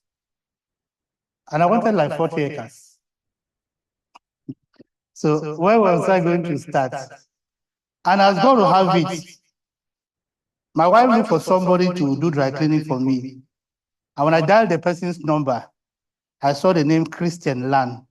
It means a year prior, I had called him. Somebody linked me up with him that I can get land through him. And he was out of Lagos. He said, when I come, I'll call you. He didn't call me, I didn't call him. 1 year later, God reconnected us to do dry cleaning for me. He was in WCA here, one guy from Akwa Ibom. And long story short, he took me to where I am today, where I bought 1 hectare, not acre, 1 hectare for 250,000. 1 hectare is 15 plots. 1 acre is 6 plots. And about 20 hectares, that's 300 plots. So you see, the closer you are to the metropolitan area, the more unavailable and expensive the land will be. Like I told all of us here today, if you go to a Shagamu bypass now and you want land going towards Abeokuta, it's either somebody who has sold it to a senator who come and sell it to you to get problems. Somebody has sold it to a senator and the senator is letting it lie fallow so that since development has left Lagos, it's going to Ogun. One day, the 20 plots, the 20 hectares he bought there, is going to partition it into plots and sell.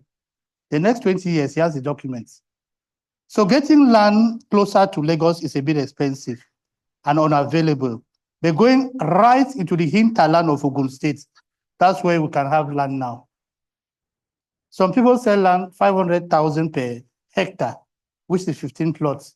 Some people buy not for agriculture, they buy for appreciation. That if one day Dangote is passing here and something happens, I'll start selling my land plot by plot. Some people buy it and let it appreciate. Some people buy it and let it appreciate through the crops they plant on it. To answer your question, Michael, within Lagos State, from Ekpe right down to Shagamu, all lands have been sold. The available land is being used by Lagos State. It's hundreds of hectares. If you have the opportunity to go to Lagos State land, or you have the opportunity to go there, just drive around the land and come back and sleep. You'll be gingered into agriculture. They have poultry there, state owns. They have piggeries, they have fisheries. You just need to drive. I went there one time to pick eggs, day-old birds for my farm in Ikorodu, and they have about 1,000 workers living within. So land around Lagos, if it is for agricultural purposes, is only Ogun State. And I would not advise anybody to go to Edo State. It's very volatile. Edo State is very volatile.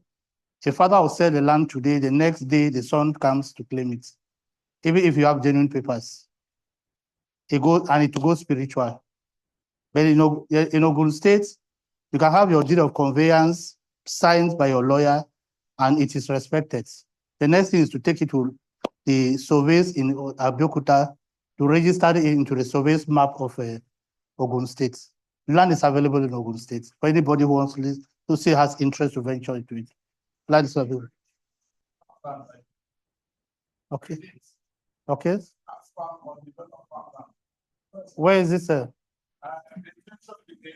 Find out they have acquired hundreds of acres of farmland. Okay. That some of us, if we are able to team up, because I don't think they will talk to individuals, but if Province 119 say we need land 20 acres today, they will give us access somewhere in Ogun State. Okay. That's fine. Secured, sir. yeah. That's fine. So I have a question. Okay. Okay.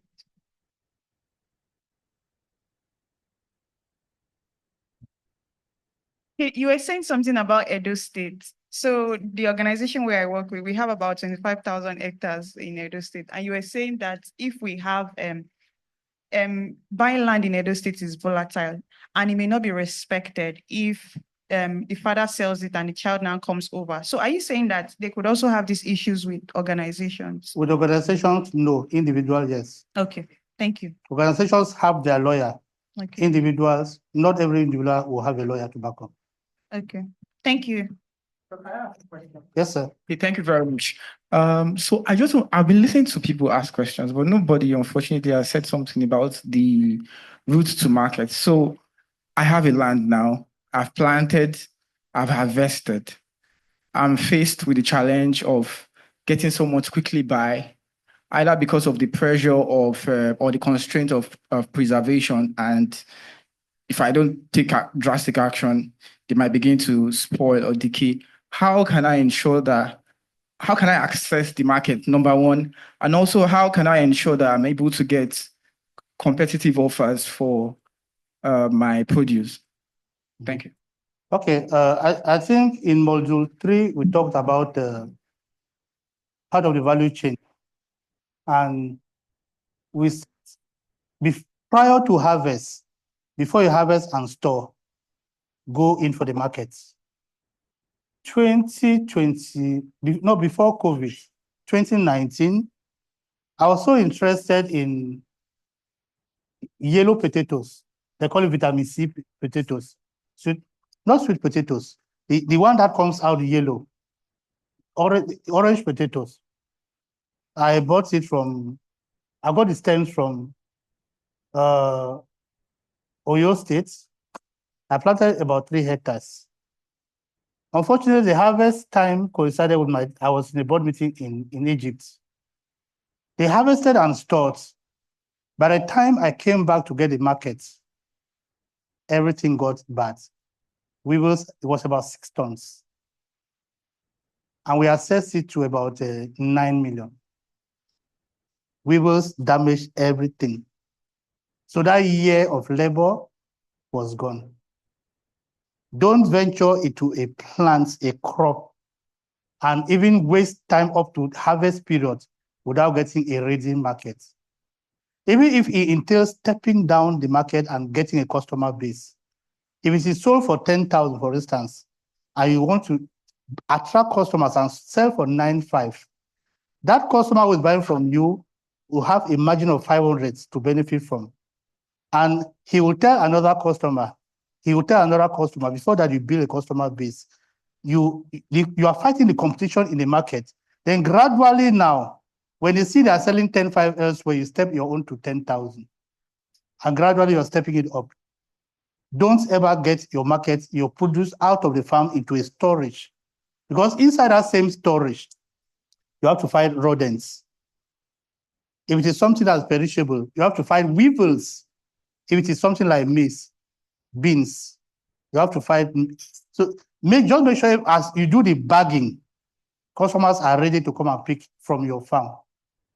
And there's no farm that doesn't have an Okada track where you have to transport it right to the main roads. But if you can do that, transport it to the main road, let them pay the money to your account. I'm not advising anybody to collect cash for anything farming. Because by the time you get to the house, you have started using the money. Just pay into your account. It's more respectful when they pay money to your account than paying you cash. Was the question answered, sir? So we'll continue.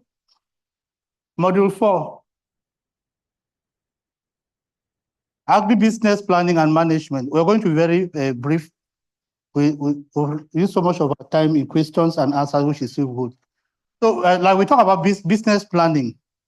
What are the aspects of business planning? You have a mission, vision, and goals. Before you go into a farm, you should have a mission. Why are you going to that farm? You should have a vision. What do you want to achieve? And you have goals. How realistic do you want your goals to be? The mission is how you want to achieve your vision. The mission is how you want to achieve your dream. For instance, to provide your customers with the most affordable and accessible farming produce. Hello, sir. Like you said, if your mission is to provide your customers with the most affordable and accessible, if the price in the market is 10,000, as a fresher, you give it for 9,500. You start getting a customer base. Just get a strong customer base so that by the time you have the next harvest, they start pursuing you inside your farm and get very good produce to market. Vision. This is what you want to accomplish. For instance, it could be to be Nigeria's #1 producer of plantain chips in the next 4 years. You have a plantain farm, it's okay. I don't want to sell my plantain. I want to produce, like personally, I'm planning that by 2026, I'm going to plantain chips, and I'm planning to plant plantain on about 20 hectares. I'm going to plantain chips and make it a household name. I went to Mauritius Island 8 months ago. Mauritius is surrounded by the Indian Ocean. It's part of Africa. We have an office. I went there, and I was amazed to see that they produce banana chips. The banana you and I eat here, they use it for chips. And they don't sell it in Mauritius. They export it to America, to Australia. They are in the Indian Ocean. So I said, but if in Mauritius, they can do banana chips, and here in Oyibo, banana they spoil, plantain they spoil. Like Pastor said, there's so much waste in Nigeria. Everything can be used to our own advantage. So if your vision is to be the highest producer of, to be a household name of plantain chips in the next 4 years, make sure you follow it step by step. Am I going to achieve the vision before those 4 years elapse? And what are your goals? Goals help or guide you on a step-by-step basis to achieve your vision. For instance, your goals could be short-term goals 6 months, mid-term goals 1 year, and long-term goals 4 years. Like if your vision is to be a household name in plantain chip production within 4 years, it's a long-term goal. So you prepare your plantain. The first 16 months, you start packaging, you give it a name. Some time ago, I was in Abuja, when I was still working in Abuja, somebody was selling plantain chip packaged here in Lagos. And it was so beautiful that he put it in cartons. Plantain, one is fried, one is spiced. He had a very huge market in Abuja, more than here in Lagos. Unfortunately, they said he relied on one plantain farm. And when it disappointed him, the business collapsed. The business collapsed. I'll advise that if you want to go into such mega production, have your own farm as a backup. Oyibo and Mushin market should be complementary. When your farm doesn't produce, you have Ya Tope or Ya Ayo in Oyibo. Just call them. I did plantain 10 bunches or 20 bunches. Go and pick.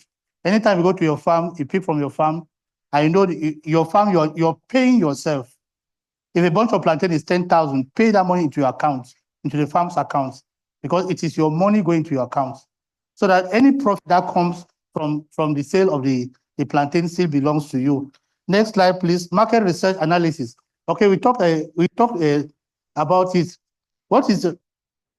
As a farmer, this is the systematic process of collecting, processing, interpreting, and evaluating data related to a farmer's products or the industry or business environment.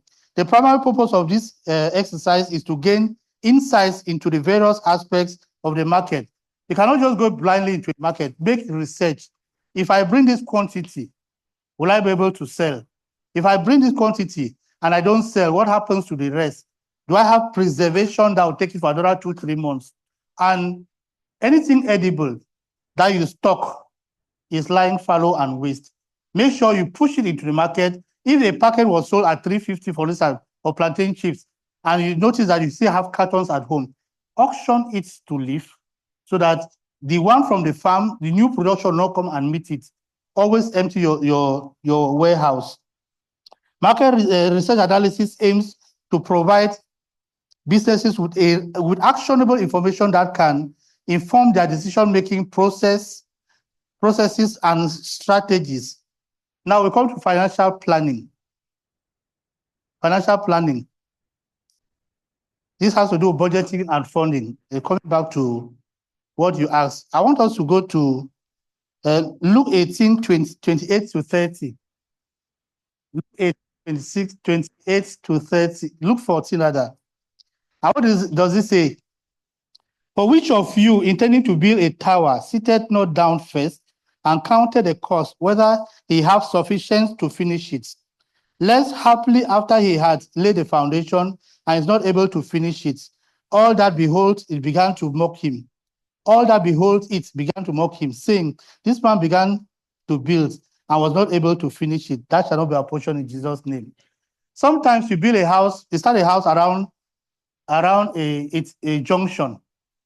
1 year, 2 years, 3 years, you don't finish the house. People will be using the house as a description. You know that Baba Tokpe's incompleted building, they add your name to it. And it is like a direction, but it's part of mockery. You don't know that uncompleted building. Now that man get that Pajero, now that man get that Land Cruiser. No, so sometimes, same thing for agriculture or any other project in life. Before you venture into, like, even marriage, education, before you go into marriage, know you can take care of yourself. Before you go into farming, know that you can feed yourself first, because that farm will become like a second child. That farm will eat more than a child. Before you go into farming, take the cost, like Jesus told his disciples and followers, count the cost. The cost of beginning, the cost of monitoring, maintenance, the cost of harvesting, storage, and the cost of transportation and distribution to the end users. So there's a need to sit down and count the cost. I put count the cost in quotes. Calculate the expenses that will entail, that you incur from beginning until it gets to Igbo market. What are you going to incur as expensive? So you have to do this before starting a farm project, ensuring you have the resources available to complete it. There's nothing as bad as spending 2, 3, 4, 5 millions. Then they have, then you don't get more to gather for the farm. So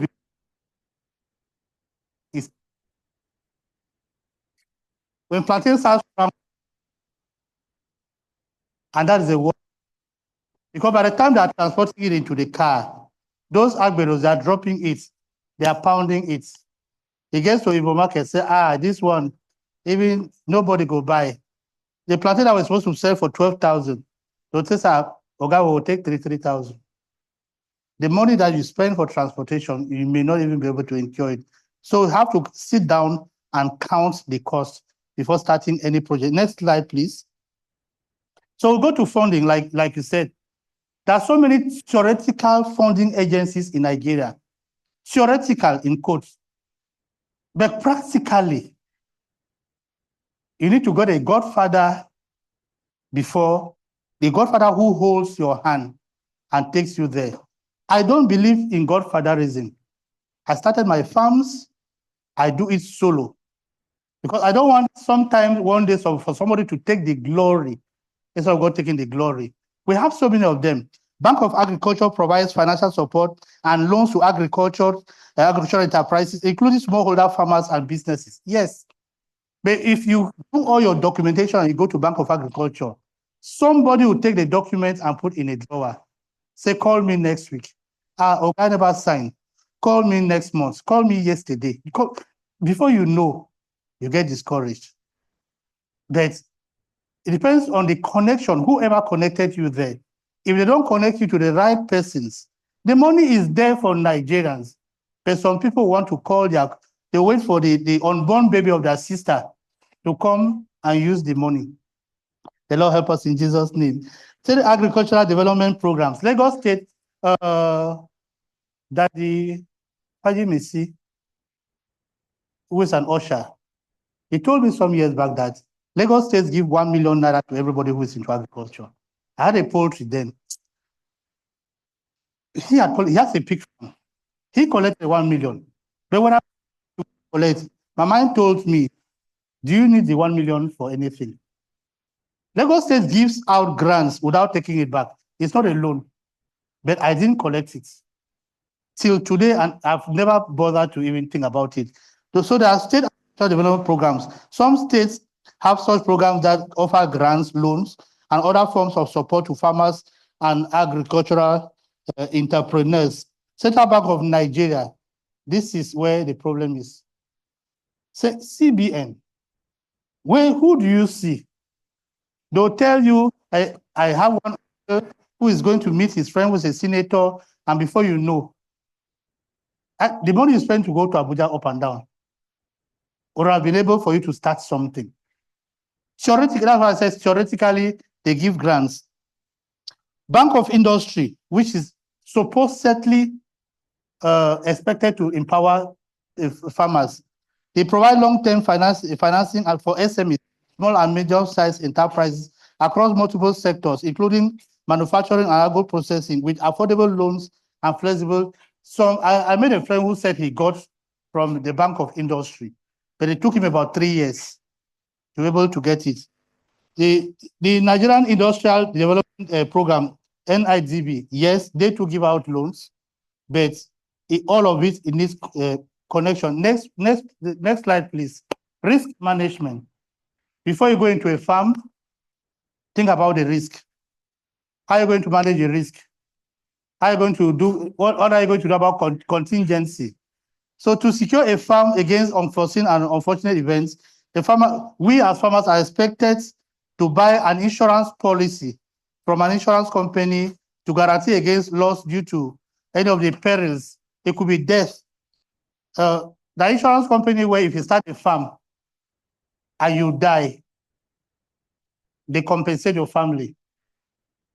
But it will be farm related to life insurance. But the most common ones are for flood, drought, and poor yields. Some insurance companies, you are expecting 10 million. You come with their experts come to the farm, they calculate everything. They're calculating 10 million. All of a sudden, something happens. You have 5 million. You pay a premium, you buy a premium, and they compensate you for what if you have the 10 million, good and fair, the money is yours. This insurance cover is for a particular period of time. Most insurance covers are usually 1 year. There's none above 1 year. Contingency planning. Recently, we had COVID-19. COVID-19 has grounded the world, especially Lagos State. But as a farmer, every day I wanted to drive to the farm, I drove because they consider me a frontline worker. I had my farmer's ID card. I had my badge from National Farmers Association issued in Abuja. So I would drive to Ogun State. Then Ogun State had every Saturday there was lockdown, no movement. But when I entered Biokuta, people, I'm a farmer. Okay, can I see your card? You move. So when COVID came, so many companies were grounded. So many companies had to do redundancy. They had to terminate their workers because they were working from home and they could not pay space and so on and so forth. So for a farmer, you need a contingency plan. How are you going to do it? This is a process of identifying potential risk. The contingency planning is the process of identifying potential risk or unexpected events and developing plans to respond to them effectively, mitigating potential negative impacts. For instance, if you have a farm and there's droughts, a drought just, what do you do? If you have a farm and there's floods, what plans did you prepare against a drought or against a flood? For drought, for instance, for somebody who's into plantain, whatever, it's just irrigation. Plan ahead of the unfortunate events. For example, if your staff suddenly resign, like one day, one of my friends called me and said 6 of his staff decided to resign in 1 week. So he said those who are interviewing for other positions, they're on standby. So as they resigned, I just replaced them. That's a contingency plan. Make sure that there is no business disruption. There's business continuity all around in your farm. If there's a sudden catastrophe, what steps have you taken to ensure business continuity? And that's what the contingency plan is all about. Module 5, marketing and sales. This is the last but one module, please. Thanks for your patience. Marketing and sales. How do you market your products? How do you identify your market? You segregate your market. The first thing we have here is market identification and segmentation. Market identification is the process of defining and understanding a specific group of potential customers or a target market for a product or service. This typically involves market research and analysis. We talk about market research and analysis. You have to identify your market, your potential customers, and to gather information about their characteristics of your customers, their needs, and their behaviors. And what is market segmentation to differentiate it? This is a process of dividing a broad market into smaller groups or segments, with shared characteristics to market them more effectively. These segments could be by age, by income, by location. For instance, whenever they do advertisement for Indomie, they target children. And if you look at Indomie, when they try to draw anything, it should look like cartoon on it. So they're already segmenting the market and targeting children, even though adults eat now more than children, because they say it is fast food. So the market segmentation tries to identify a group of the market that have interest for a product. Product positioning / branding. Product positioning is a strategic marketing tactic that aims to differentiate a given product or service from similar competing offerings by creating a unique product image in the minds of its intended target audience. Sometimes ago, 1984 or so, when 7-Up brought a slogan, the difference is clear. From that 1984 going forward, whenever you're drinking 7-Up and somebody is drinking Pepsi, it's like your quality of drink was better than the other person. Because when you're drinking it, the difference is clearer than the other person who is drinking Fanta or Coca-Cola. So 7-Up just got a certain reputation and advertising flavor that everybody just shifted to 7-Up because they said the difference was clear. So they positioned it through their brand and through their slogan. So you that want to sell your maize, or you that want to process your maize to whatever, you that want to process your garri to whatever. Like if you go to all supermarkets, every garri is called Ijebu. Because they believe that that white garri started from Ijebu. Even if the garri is from Anambra, the person will label it Ijebu because Ijebu has already positioned itself in the market. So pricing strategies, if you want to market to sell, like to answer your question, sir, sometimes you strategize. You are new in the market, you're selling pigs. They're selling, elsewhere they're selling 1 kilo for 2,500. Or bring the pig, they put it on the scale. Say 1 kilo is 224. But you want to get a customer base, you decide to drop it down to 2-3. Strategy. You're doing that strategy because you want to attract so many people into your farm. And please, I want to warn you, if you go into pig farming, don't ever allow a butcher enter your farm. Butcher enter your farm. Butchers transmit, pig farm, butchers transmit diseases very bad. What he used to go to farm A, he's wanting you to go to farm B. As he's going out, he's picking disease from that farm. On that plot, butcher, I don't know what will happen. They don't watch their plot. So he transmits that disease to another farm. A butcher left somebody's farm and 3 days after, 200 pigs got infected. So if you are into pig farming, avoid a butcher coming to your farm. Let him stand outside and inspect, bring out that one. You carry it, give him, tie on his bike and go. But to cross the door and enter your farm, rather, a butcher should never enter your farm. So a pricing strategy is an approach businesses use to determine what prices they should charge for their products and services. It involves analyzing the market and customer demands.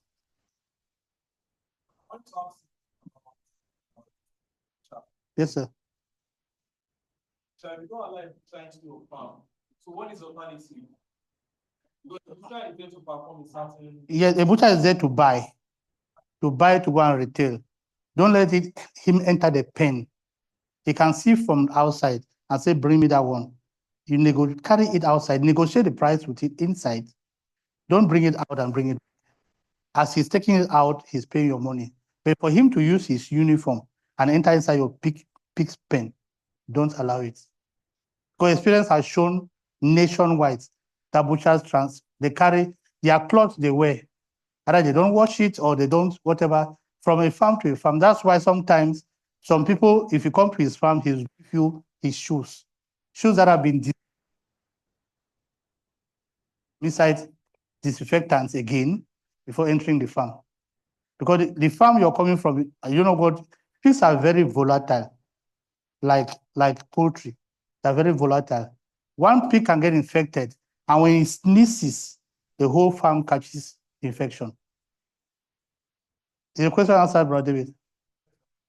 So, like I said, the pricing strategy involves analyzing the market and customer demand, understanding customer needs, evaluating production costs, and setting competitive prices that maximize profit. For instance, all your labor, your expenses have gotten to this amount. Then if you want to calculate your return on investment, if you sell something for 8,000, in the market they are selling for 8,500. If you sell at 8,000 and you still have enough return upon your investment, sell it as a new person. Because you need to break through. There are some markets where there's a law. If it is 10,000, it's 10,000. But in some markets, some unregulated markets, like piggery is not regulated, but there's an association in Nigeria, poultry association in Nigeria. You are free to sell your cow the way you want. You are free to sell your pig the way you want. Some products like we're going to see cocoa, nobody would like to sell cocoa cheaper because everybody wants to sell high. So the next slide, please. Sales and distribution channels. These are two things that are intertwined. A sales channel, you always confuse one for the other. Sales channel involve direct interaction between the company and the consumer. Distribution channels, on the other hand, involve an intermediary between the company and the consumer. That's somebody in between. So for you as farmer, you may decide to carry your gari from your farm where they fry it and bring it straight to the farm yourself. As that one, it is. But if there's somebody in between you and the buyer, that person is already part of the distribution channels. Another difference between a sales channel and a distribution channel is that a sales channel is used to generate revenue. You as a farmer, you want your profits. But the distribution channel, some of them, they advertise in the market. They go and sell and advertise you. The farm is in Shagamu, the farm is in Mowe, the farm is in Ibafo. So they advertise you. Model 6, investment opportunities in Nigeria. This is where I want us to really open our eyes. There are just so many investment opportunities in Nigeria. Next, please. The first one is poultry. We've talked at breadth about poultry. Chicken and egg production is the main thing we need from poultry. There's an increasing demand for protein-rich foods. Chicken provides one of them. But then, like I said some time ago, garbage in, garbage out. Where are you buying your chicken? The always said here that some people produce chicken for 6 weeks and sell. Some people produce for 3 months and sell. Pump toxin into it. And that's why whenever they stop giving the chemical to the broilers, their nyash will start opening. It is deficient. And people will still go to the market, you see it with open nyash and you buy. It's enough proof that broiler has been on chemicals. It was injected. So, like he said, if there's a possibility of having naturally bred chicken, it will go a long way. The second one is fish farming. We know about fish farms. The most important, the greatest in Lagos is point and kill, catfish. Catfish where You can start a catfish farm, and within 6 months, you're already marketing. Even 3 months, you start marketing depending on the size. One kilo of catfish as of December was 2,800. Before it used to be 1,000. And sometimes you can get one catfish, which is 5 kilos. One catfish, 5 kilos, which hotels will buy for 10,000. Average of 2,000. But if you are selling to women who are retailing, they will not buy because nobody will come and buy that type of big fish. A fish which is 1.5 kilo that are going, you sell to them at 3,000. They are going to roast or pepper soup and sell for 5,000 per fish. So fish farming has a potential too. Cassava farming, I'm a cassava farmer, and I know what I'm talking about. There was a time GSP was one of my buyers. When I think if for evangelism, we are going to Kirikiri, they're buying cassava. When I started cassava, we're selling one pint for one, in the village, it was 600, 700, 900, went to 1,000. All of a sudden, it went to 3,000. And a bag of cassava that we're selling for 21,000 by the time I was finishing my round of cassava. A bag of gari, yellow, fried, white or yellow gari. Yellow gari was more expensive because they said they use palm oil. But at a point, people started segregating. So we stopped doing yellow gari, went for white gari. As we speak, gari that we sold for 65,000 has come down to 38,000. We sell one bag of gari, then for 65,000. But that's the market. When the market is hay, you do hay with it, you sell with it. When the market is, when the price comes down, like I have gari in the house that I'm stocking because I want to do NAFDAC registration and start packaging instead of selling straight to the market. Cassava has a potential. 10, 12 months, you are already selling. And if you want to sell the cassava in tubers, you sell. There they calculate per wheelbarrow, they calculate per bike, they calculate per pickup, call it pong pong in the village. Snail farming, that's another project I have for 2025, 2026. One snail, big snail or robot snail that I used to buy for 700, now it's 1,900. So if you go to Oyinbo market, you want to buy those snails, they call it 20 snails. It's about 60,000. What used to buy for 20-something thousand, about 60,000. Small snails that they used to count 20 for 2,000, now it is 5,000. Snail has become the most expensive protein in Nigeria. And snails, if you have one tree, I would suggest you use that 1 million and do snails. Feed them for 6 months. If you buy 1,000 snails, within 6 months in that farm, you have 50,000. The first round you harvest, sell. 3 months after harvest the next round and sell. A snail farm that you start with 2 million, within 24 months, you make more than 50 million from a snail farm. It doesn't need big land. 2 plots suffice to get a snail farm. People don't know about it, but snails are the most expensive protein in Nigeria. Go to Swiss Sensation here and ask them snail or 3.5. Small like this, 3.5. It is senators' wives who are eating snail now. Yes, please.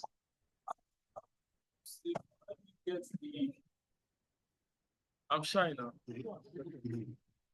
If you want to do snail farming, how do you get the is it the baby now or the small the startup? Well, places along Lagos, Lagos or a roads where there's so many people who market them. But you need an expert to set up the farm for you. You have the ground for 3 months, prepare the ground, disinfect everything so that if there's something like millipedes, snakes, you disinfect it for 3 months. Whatever rodents is underground will definitely come up after 3 months. So you plant this pawpaw, you plant water leaf, you plant potatoes, you plant short pawpaw, so that when they come up, they see water leaf, they just start feeding on it. It's less expensive to maintain, but it's more profitable than any other protein you can think about. That's why you see every woman selling snail in Oyinbo is a millionaire. You see them sitting at Oyinbo close to the canal, they are millionaires. They are making it. They will not let you know. Meet them in a party. That's when you see their outfit. That's when you know they're swimming in money. So snail farming is a potential business in Nigeria. Maize farming, well, maize, people use maize for poultry. They use maize. Some people use it for fufu. They use it for pap. They use it for all forms. It is used for both human and consumption and animal feed. Like I'm planning to do maize on 5 hectares. Since I'm planning to do a piggery, I'm planning to do natural poultry within the farm. So we harvest the maize, we'll stack it and keep it. I'm not selling anything. So that will just be recycling. When you shred the maize, that comb, you grind it again and mix with soybeans and feed fowl or goats. Everything is useful. This is vegetable farming that the Fajimisi said, Pastor said it too. Vegetable 8 days and potato 60 days. You're already into it. What I did not mention here is watermelon. I was with a friend in Burkina, and he told me that he did watermelon for 5 hectares. After 3 months, he increased it to 7 hectares. And we tried to put pen and paper in Nigeria, in Lagos. 1 hectare of watermelon, which is fully irrigated, can raise you 12 million in 90 days. Watermelon. The watermelon that Aboki used to sell at the junction for 1,000 to 2,000. That same size of watermelon now is 5,000. And you don't have access to the Abokis. You have retailers who come to the farm and buy. But the flip side of watermelon is that when it is time to harvest it, don't overstay. It starts getting rotten in your farm. So you have to make sure you get the means of distribution, like you said, see how to evacuate that to the market. Pig farming, like we said, pig farming, that one too, if you have a farm and you maintain it, you buy all the, whatever it needs to keep it. Pigs are not as demanding as birds. A pig, whatever you give it, they say, the father of gluttony is pigs. Whatever you give it, it eats, as long as it is edible. You bring human flesh, throw there, it will eat. You bring poop, your own poop, give it, it will eat. In the village, I remember, funny enough, most of us who go to the village, where there are open latrines, pit toilets, you'll be staying in front of your house, you see a pig that just visited a pit toilet, and to come and shake his body in front of you. The whole place is smelling. They go there and they bathe inside the poo-poo, and they eat the poo-poo. And at Christmas time, somebody is buying it to kill for the family. Yes. But when you feed your pigs well, within some pigs give birth between 10 and 15. 10 and 15 piglets. Like who knows Mommy Koyo? Mommy Koyo, she's a pastor in Redeem. She moved here, she's a senior pastor in the Tabernacle of Praise in the Keja, COP. Mommy Koyo was here and she's a pastor in charge of a church in. She took me to her farm in Sion. Sion is between Shagamu and Abeokuta. She started with 22 pigs, highly polygamous, 2 males, 20 females. 22 pigs. By the time we went to our farm, she had about 300. Within 18 months, about 300. Because if you have 20 pigs and they born 10, that's 200. Be sure to staff at home to make sure you feed the pigs. Otherwise, if they don't eat well, they start eating their babies. If they don't feed well, they start eating their babies in compensation. So that's why if you really want to go into pig, make sure, like you say, count the cost and make sure till completion, till you start selling them, you have the money. Plantain farming, I'm a plantain farmer. Plantain takes 12 months. 12 months to start bearing. And when it starts coming up, the bunch is between 5,000-10,000 in the bush, between 10 and 12,000 here in Lagos. But I will not carry plantain to come and sell in Oyibo. I will just call somebody, say, okay, I have 100 bunches, come and take it. whatever he's taking, motion or Igbo, it all depends on him. Then cocoa farming. Like I said, and Pastor corroborated it, cocoa is a new gold in Nigeria. Oil wells are drying up. In Cross River alone, we know 5 sitting senators who came to buy land. And the youth in Cross River said, we are not selling our land. We are using our land for ourselves. And what they did was, if in your father's house, your father has land, bros, your father has land, and cannot afford to manage it, the youth in your biological family will manage that land on your behalf to make it not to be fallow and give you reports. So that by the time you come, you share 50-50. The proceeds from that farm, instead of letting it stay and somebody encroaching in the land while you are in Lagos, they'll work the land, buy the chemicals, spray the farm, sell what they produce, and when you come, it is 5 million, they give you 2.5. They share the 2.5 amongst themselves. So cocoa has so much potential. Presently, it is the gold in Nigeria. So we'll go to some, I have to just do this because of our time. I have cocoa, I have poultry and cocoa. After that, we'll close. So the first one is poultry. Next slide, please. Poultry farming. Why poultry farming? Why do people go to poultry farming? First of all, because of the high demand. The demand for chicken, there's no party in Lagos. Somebody's here to go say the contrary. There's no party in Lagos. You go, even if it is a bar, soup, there must be chicken. And people prefer to do jollof rice and chicken than to do the normal swallow, because they say swallow is heavy and more expensive. So jollof rice, chicken, the demand for chicken is the highest. The demand for meat, eggs, high, giving it a stable market. Chicken has a stable market. When I was running a poultry, we were selling 1 crate for 800, highest, biggest rubber, 1, 2. My daughter went to buy eggs 3 days ago. It was 6.6. 6.6 a crate. Everything is going, it is there. And there's nobody who will sell eggs in Lagos, Nigeria, that people will not come and buy. If they know you are selling eggs, it's just like pure water. You are selling pure water, you are in trouble. 2 o'clock now, I want to buy pure water. They'll come and knock your door 2 o'clock. If they know you're selling chicken, they'll always come and buy.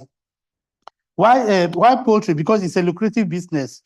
It is considered one of the most lucrative farming businesses in Nigeria presently, especially when managed and set up properly. Next thing is that it is quick to mature. Yes, chickens mature quickly, allowing for a faster turnaround time and quicker profit generation. For instance, this past Christmas 2023, my wife went to Igbo market to buy 1 cock. They told her 15,000. I called my butcher, it's Anaboki in Orele. Do you have a fowl? Say, yes, sir. Bring me to how much? 13,000. The paid transport brought it. They were bigger than the one in Oyibo.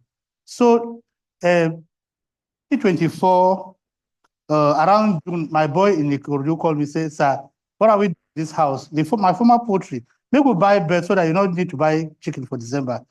I gave him money, he bought 50 birds, day olds. Somewhere, there's Sabo in Ikorodu, there's a place called Sabo. They went and bought from there. And we are eating that chicken till today. I spent much to raise it for 6 months, 1st of July to 31st of December. And if I calculate how much I would have spent to buy chicken for Christmas and New Year, it would have been double what we are eating today. So the demand is usually very high, and they're quick to mature. For a potential income, a fully grown chicken can fetch between 20 and 25,000, depending on the size and the weight. Christmas time, a fully grown chicken from 30. This past holidays, people bought chicken for 35,000. Those are robot chickens. But what I challenge them is that you don't know the antecedents, how it was grown to be that size. If it's a farm, you know the person, you'll be able to do that. Chicken eggs currently sell for 6,300 per crate, which is the average.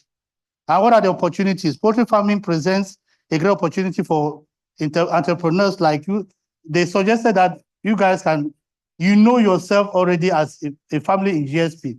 You can form an association, you merge your capital. And when you merge your capital, you merge your ideas. Like Pastor said, they should set up a farmers club, WhatsApp club, for instance, where we can exchange ideas. And it's good to start small for poultry. When you start small, it starts increasing. You can start with 50, you can start with 100, depending on how you want to grow it. Then focus on the quality. If you want to go into a poultry farm, don't spoil your name. To say somebody bought and they ate it, infected their house. Either the chemical that you use, don't spoil your name. Make sure you have a good product that you're selling. So I have a little budget here on chicken. A day-old chick is sold at 1,200 presently. Either in Oyinbo, they don't sell day-old. You find about 1 week old. But if you want to, there are people who buy day-old from Lagos State Farms in Epe, and they supply the women in the markets. They supply to them, and they will breed it for about 3 weeks and sell it for 2,000, so that you take it down to your backyard and start nursing it. So the whole chicken is sold for 1,200. If you are buying 100, for instance, that would be 1,200 times 100. That would be 120,000. So what you need again, 2 charcoal burners. Charcoal burner, because the day-old chicken needs heat. They need heat. A charcoal burner is sold at 7,000 presently. That's for 100 birds as a start, so 14,000. Construction of a brooder, you buy nylon and fence the nylon sellotape to fence the place to make it hot. Then July to December will take 26 weeks. You are starting from 1st of July to 31st of December, it takes 26 weeks. 0 to 6 weeks old, the feeder you give it, they call it starter. He has starter, he has grower, and he has finisher. So 0 to 6 weeks, you start with starter feed. 17 to 14 weeks is grower feed, and 15 to 26 weeks is finisher feed. Any fowl that you are growing to sell, don't feed it for more than 6 months. And that's why you see people always buying chicken to sell for Christmas. People buy in September because they know they are going to feed it for 90 days with chemical. People buy in July because they know they are going to feed it for 6 months with organic foods. So you choose which one before man and before God is good for you. So 10 bags of starter, 27.5 per bag will be 275,000 for those first week. At the grower stage, standard feed ratio will be 100 birds to 12.5 kilos feed per day.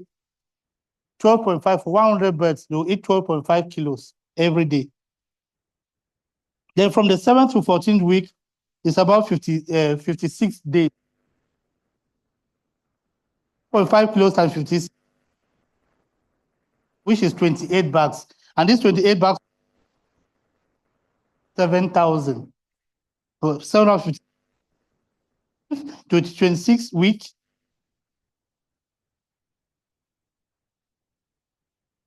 Will be 1,042 bags, and 42 bags, 10,000. For chicken, I will not, this is where I come in for vaccine.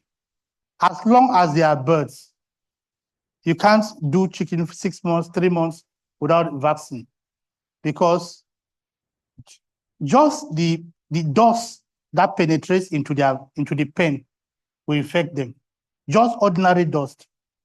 You that visited somebody's house, you don't know what you like bacteria on your food.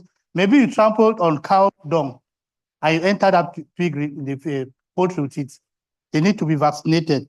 So we have the vaccine we have is Lesotho and Gomboro. All of these ones are even on Igbo market. So you have 100 dose, which is about 20,000. We have antibiotics, oxy tetracycline and tylodox. Tylodox, when they are stooling, when they start stooling, maybe the food you give them may be a bit mushy and they start stooling, you give them tylodox. That one costs about 20,000. Then coccidial, about 115,000. Plastic feeders, you know, they don't eat from ground. You buy, there are some trays that you buy and put the food there. Like, since I already had a poultry in Ikorodu, so they are still hanging on the wall. They just come and put the feed there and they eat. But if you need to buy from scratch, you need about for 14,000. Transportation within these 6 months, going to the market, 30.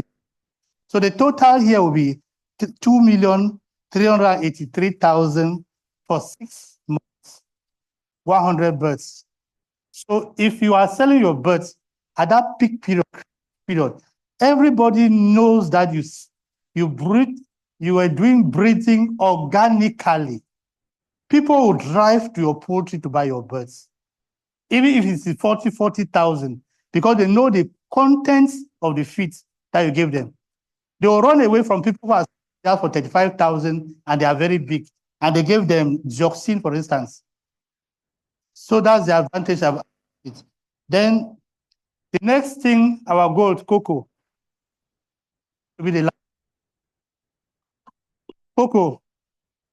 Cocoa was first introduced in Nigeria in 1874. By 1960, Nigeria had become the second largest global producer of cocoa behind Ghana. By 1960, Nigeria was the second largest producer of cocoa in the world. Ghana was the first. Then something happens. They say if a wife has a baby, she will just divert her attention to the baby and forget about her husband, which is a first love. Nigeria forgot her cocoa, paid attention to newfound love, oil, and that's how cocoa declined in the area. So at the average of crude oil led to the neglect of cocoa plantations, causing a decline in production. Like Pastor said, today we need, maybe GSP will need to set up a cocoa farm. You guys are here, we'll set up a cocoa farm, and we enjoy the benefits of the black golds. What we need for cocoa is land and soil. You cannot carry cocoa to plants in the north. It has sand, don't do well. But anybody from southwest, southeast, Igbos say cocoa doesn't do well in their land. The president, so Captain, is planting cocoa in Burkina Faso. Burkina Faso is semi-desert. He's planting cocoa in Sahel. So up to Senegal, right up to Mauritania. They are part of the desert. He's already planting cocoa. So why will cocoa not do well in any part of Nigeria? So cocoa is what you need is a large expanse of land with deep, fertile, aerated soil, loamy soil, and it's essential for, that's what is essential for cocoa production. What you need too is good seedlings. Healthy seeds are required to prepare a nursery before planting. So the next, please. Please, can you play next? Please, can you play the video of the nursery? This is a nursery of my nursery in the village. These are 14,000 stems. 14,000 stems I have a well in the nursery. I have a tap that is connected to the village community water supply. Is that we just fetch water. When there's water, we fetch from the tap. When there's no water, we use the well. And watering can. Water twice a day. In the morning, when it is 2 months old, water in the morning, in the evening. Since you see bamboo shades, sun doesn't get directly down to the plants. The person does not want his face to be shown. So you see, that's water I'm fetching from the tap. Directly, just go and picks. Waters morning and waters in the evening. Let's go to the next slide. Sir? Cocoa seeds.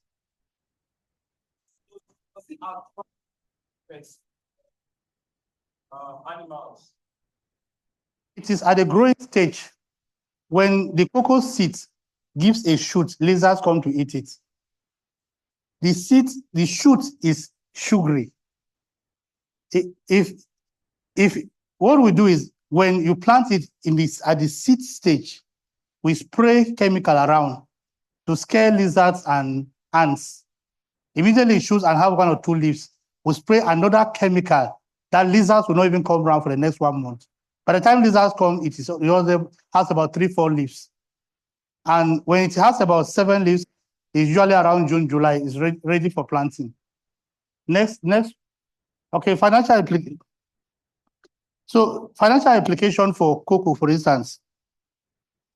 Presently in Ogun State, if 1 hectare of land, you can get it for 500,000, but not Shagamu, Edo sites, not between Abeokuta and Shagamu and Abeokuta, which has been completely taken, not even going towards Ota.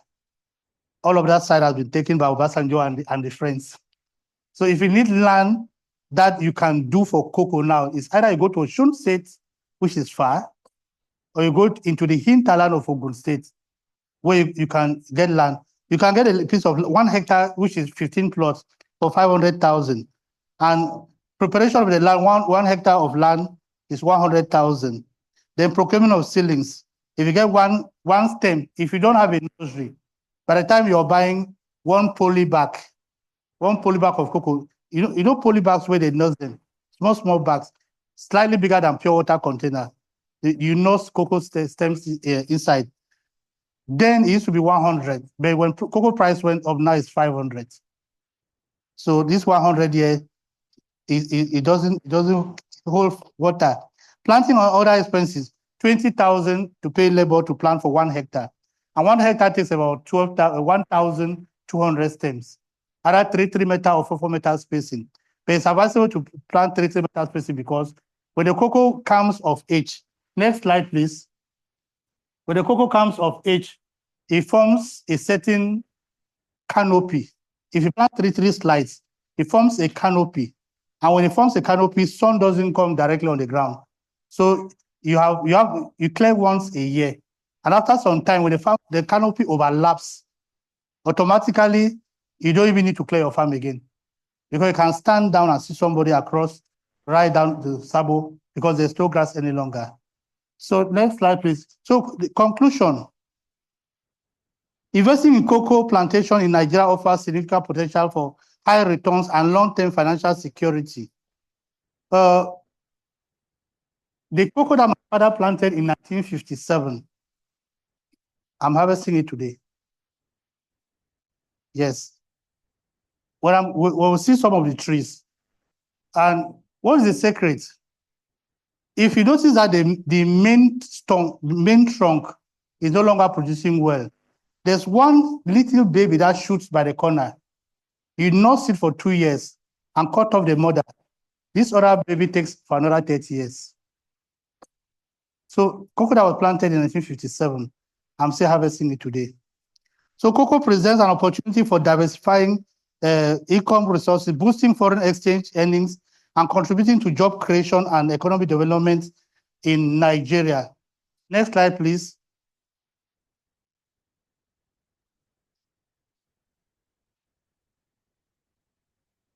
This is November 2024. I went and met my boys. They were doing harvesting. I had to join them. Black t-shirt, I'm the one.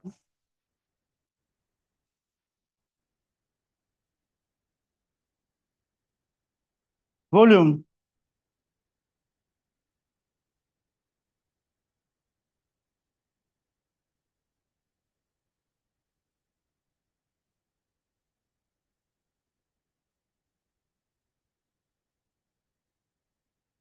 When you harvest the cocoa, there's a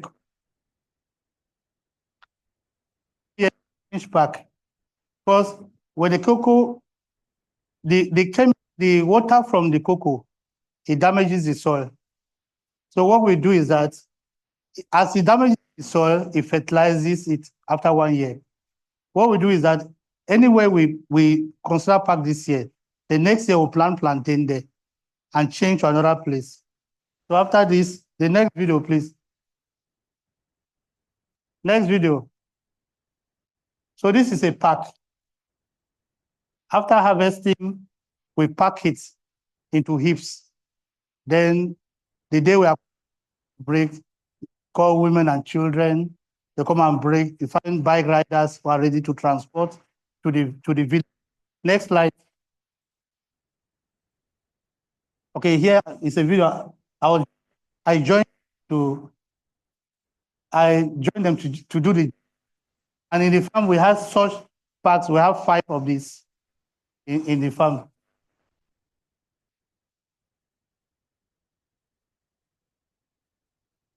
We have one big heap in the same place because experience has shown that if you accumulate cocoa on one place, it would be so much energy. Like let's say one pack is in Sabo, another one is here. If you bring everything here, it will take them so much time to transport it here. So just spread it around the farm so that when they finish breaking this one, they go to the next one. So on. Next one, please. Okay, after we bring it to the village, we dry it in tarpaulins. Tarpaulins are that big rubber that they used to cover trailers. We put it on the ground and they're standing on it. So they are filling the bags. It is already dried and ready for export or whatever. So what we do is that put bags of 100 kg. But the LBA, the licensed buying agents, who is coming to buy, they'll buy it and deduct 3 kilos from one bag. That's their profit. While they were selling cocoa for 5,000, my boss told me, Oga, instead of putting 100 kilo, we are going to put each bag and tie them out, stitch it and add material. So some bags gave me 150 kg. And that 150 kg, they are going to deduct 3, as long as it is one bag. Next video, please. And when they finish it, the price, November, the price was 4,800. Price was around 11,000. I told them we are not selling the cocoa. Leave it there. By early January, price moved to 10,000 per kilo. And kilo that, if I had sold in November, would have given me 13 million. When I sold it in January, it was 60,800,000. That's just market wisdom. Some people say the grains will reduce in quality. But even if it reduces, the price will compensate for the reduction. So, next slide, please. I think that's the last slide. So what I have here, farming in the past, people thought was for people who are unskilled, who are dropouts. But the farmer is the person who feeds the world. So I had a poem I learned back in secondary school. They say the king may rule over the land and sea. The Lord in the court may rule over right, may live right royally.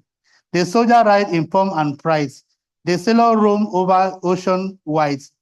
But this or that, whatever before, the farmer must feed them all. The farmer is supreme. No matter the position they place you as a farmer, you are feeding the king, you are feeding the president, you are senators, you are feeding your senior pastor. The farmer is the one who holds the balance of the strings of every economy. If food scarcity steps into Nigeria, Nigeria is already a time bomb, and God is holding it together. If food scarcity steps into Nigeria and there's no food, Nigeria will explode. That shall not be our portion in Jesus' name. Thank you all for listening.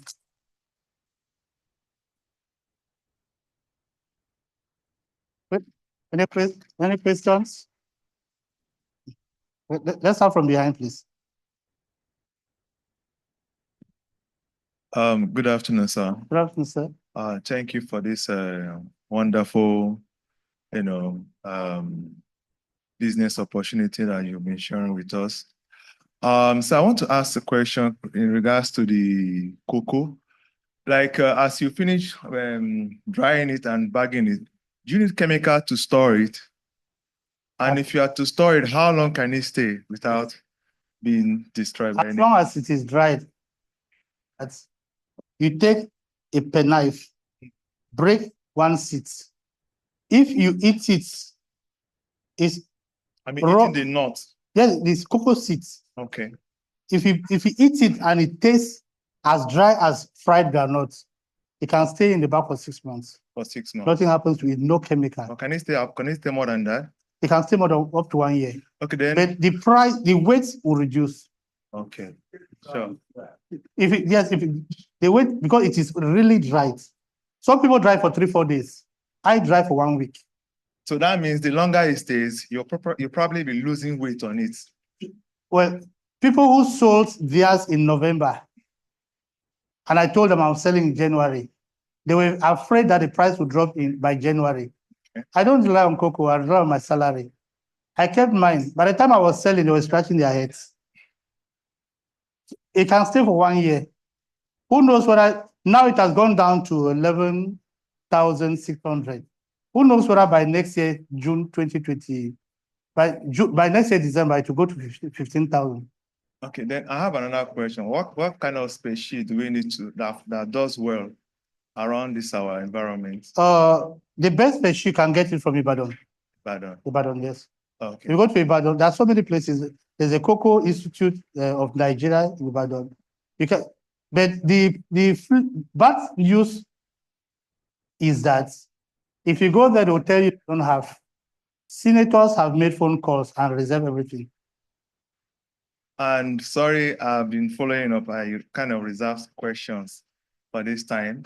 I was asked by someone to help them get palm trees.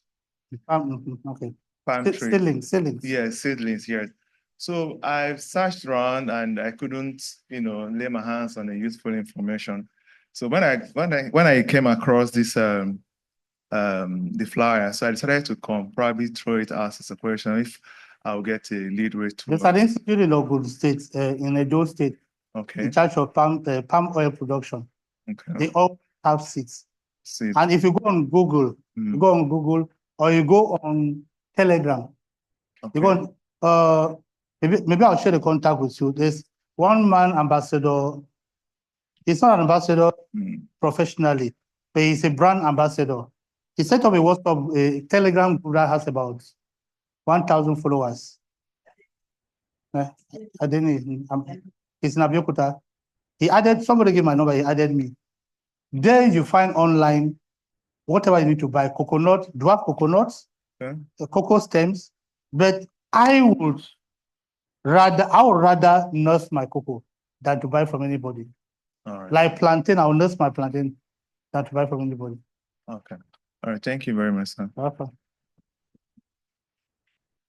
Behind, please. Praise the Lord. Yeah, I just wanted to know, like, when you are planting your cocoa, like, how many months are you expecting the like, how many months? No, cocoa is a tree that can last 60 years, so you should not. I know. Understand? You plant now. Yeah, from 4 years. Okay, thank you. From 4 years. If there's so much work, we plant it, you remove all the trees around. They call it selective tree killing. Remove the trees that form a canopy. Cocoa cannot do well without sunlight. If you plant it and it has enough sunlight. When cocoa is growing without branches, it's not healthy. When cocoa, after 2 years, cocoa starts having branches, means that's the joy of a farmer. But it will start forming a canopy. But when it's fighting for the sun, not about chlorophyll. Every plant wants to get the sun, so it will just be growing straight. Within 2 years, you just have to clear it, do selective tree killing. Within 3 years, it starts flowering. The 4th year, you are into money. Okay. Thank you, sir. I want to ask, the one you planted now, is it possible for you to take some seed from the one you harvested and you plant them? Yes. And it's going to do well. I have a nursery currently, or unfortunately, I don't add it here.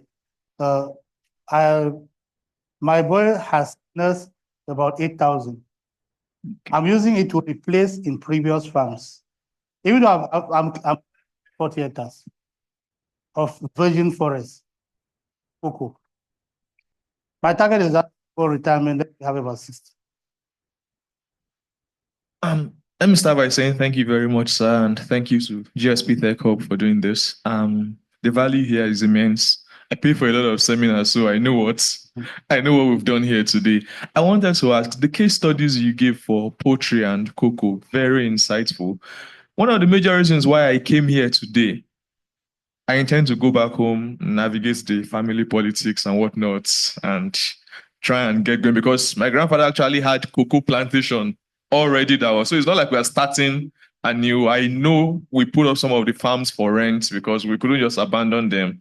And judging by what we get from renting out the farms, I can already imagine what it would look like if we were cultivating. So, but I wanted to ask about fish farming, because where I am right now, I've been thinking in my head. In fact, when I said I was coming here, in my head, I was thinking, why can't I get 2 or 3 tanks in my backyard?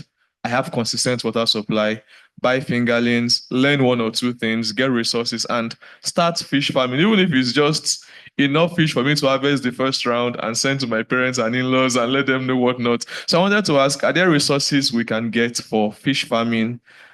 Maybe we'll be asking for too much to get something like we have here for poultry, but just to get an idea of how capital intensive it is and what the profit margins are like. Because I did the maths for the poultry and the profit margin was not really, it wasn't really high like that. If you're from the estimates you gave us, if you do 40,000 per bird, you're looking at 4 million, and we've not yet factored in things that could go on. There may be losses along the line, definitely with poultry.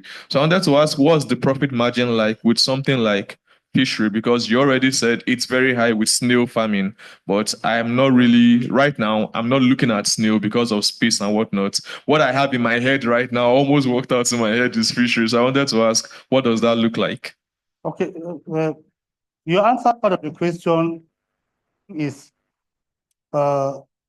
conceiving the idea of doing it like do it your own cases. For fishery, it's always good before you sink or you take blocks to build a pond. Start with a tarpaulin pond somewhere, a plastic pond.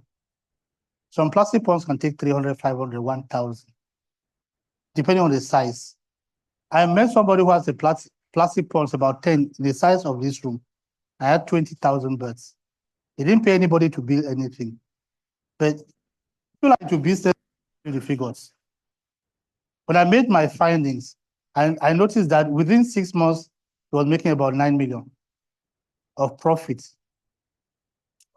Yes, of 9 million of profits, exclusive of his expenses. I will not advise you to do fishery and keep it beyond 6 months. You'll be eating your capital. Target yourself. The first 3 months, I'm disposing this. I'm bringing something to replace it. Bring new fingerlings. If they are 1.5 kg or 2, sell it off. If you are targeting somebody's wedding in November, it is 5 months. Tell them, by November, it will be 5 months, so I will not consider after 9 months. After 5 months. By that November, sell it off. The secret most people don't know about fishery is the use of fish to feed fish. Tilapia. You can buy 100, let's say 1,000 tilapia and distribute in your ponds. Grow very fast. Introduce them to your ponds. Then bring your fingerlings and at the size of that tilapia. Those catfish are going to eat it. I can stay 1 month, you don't give them food. They will eat the fish. But clearing it, remove the bones. Most people use tilapia to feed their catfish. Yes, live tilapia. You grow tilapia. 1 tilapia can give birth to about 5,000. It will just hatch inside the pond, and that's how the catfish will be eating. It's not as capital intensive as food, fish pond and piggery. I have my green light for it. I don't have the figures because I've not sat down to do pen and paper estimates and expenses return on investment. But fish pond, piggery, and snails, those are the hidden markets people don't want you to know. I'm thinking of getting cows in my farm. My closest neighbors are Fulanis. They sell 1 3-month old cow for 150. Just buy it and put it in your farm. They start growing there. Everything marketable. If it crosses your mind, the idea has already come. Let it burst in reality. Question here, please.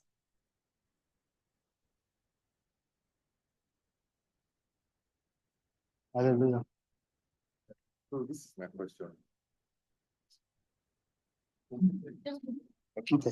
So this is my question. As a successful farmer that you are, there has been recent changes in the environment due to climate change, and there is a lot of waste, agricultural waste. So this is my question. As part of your own corporate social responsibility, what methods and systems have you put in place throughout your whole farms, be it the crop farms, your livestock farms? What systems have you put in place to give a circular economy to repurpose this kind of waste that causes climate change and pollutes the environment? Unfortunately, there's none of my activities that will have an impact on the climate. Cassava, nothing. Plantains, nothing. Well, the poultry farms where I had, I ran it for a year plus, nothing. Where you think about environmental hazards or pollution is when you do massive felling of trees. Somebody said in another 200 years, the droughts, the desert would have gotten to the ocean because of over tree felling and no reforestation. Okay, I'm thinking of planting fruit trees in my farm, which is my own part of reforestation. The aspect of the corporate social responsibility, I would think was like plowing back into the community. Like GSP has the Christian social responsibility. One of their missions is to give back to the community. Look at that tap outside there. It's part of it. They are giving free water to the community. Sometimes GSP, some churches walk on the roads of the streets. They give back to the community. What I do, for instance, is a village. I look for 3-4 students who look bright. They don't have sponsorship. I send them to school. I give back. People who are not blood related to me at all. I may not even know their parents. I just say, come, why are you not going to school? My daddy said, my mom said, long story short, I've tried to plow back on them. I don't know their parents, but I know them because I know God is their father. So if you are thinking of going into farming and you plan to fell down trees, you should think of replacing these trees, because no matter what you will say, the environment needs the trees. It may be contradicting. I say for cocoa, you have to selectively remove some trees, but you don't remove everything. You leave some standing, because it is these same trees that will transform to rainfall. It is these same trees that will bring humidity to our community. If we fell all, that's why Lagos is very hot. Lagos is extremely hot because there's no vegetation around Lagos. When you're going towards Ajah, you start seeing a difference. People plant trees left and right, mango trees left and right. In Lagos, it's a scarce commodity. I don't know what I was able to answer. Yes, ma'am.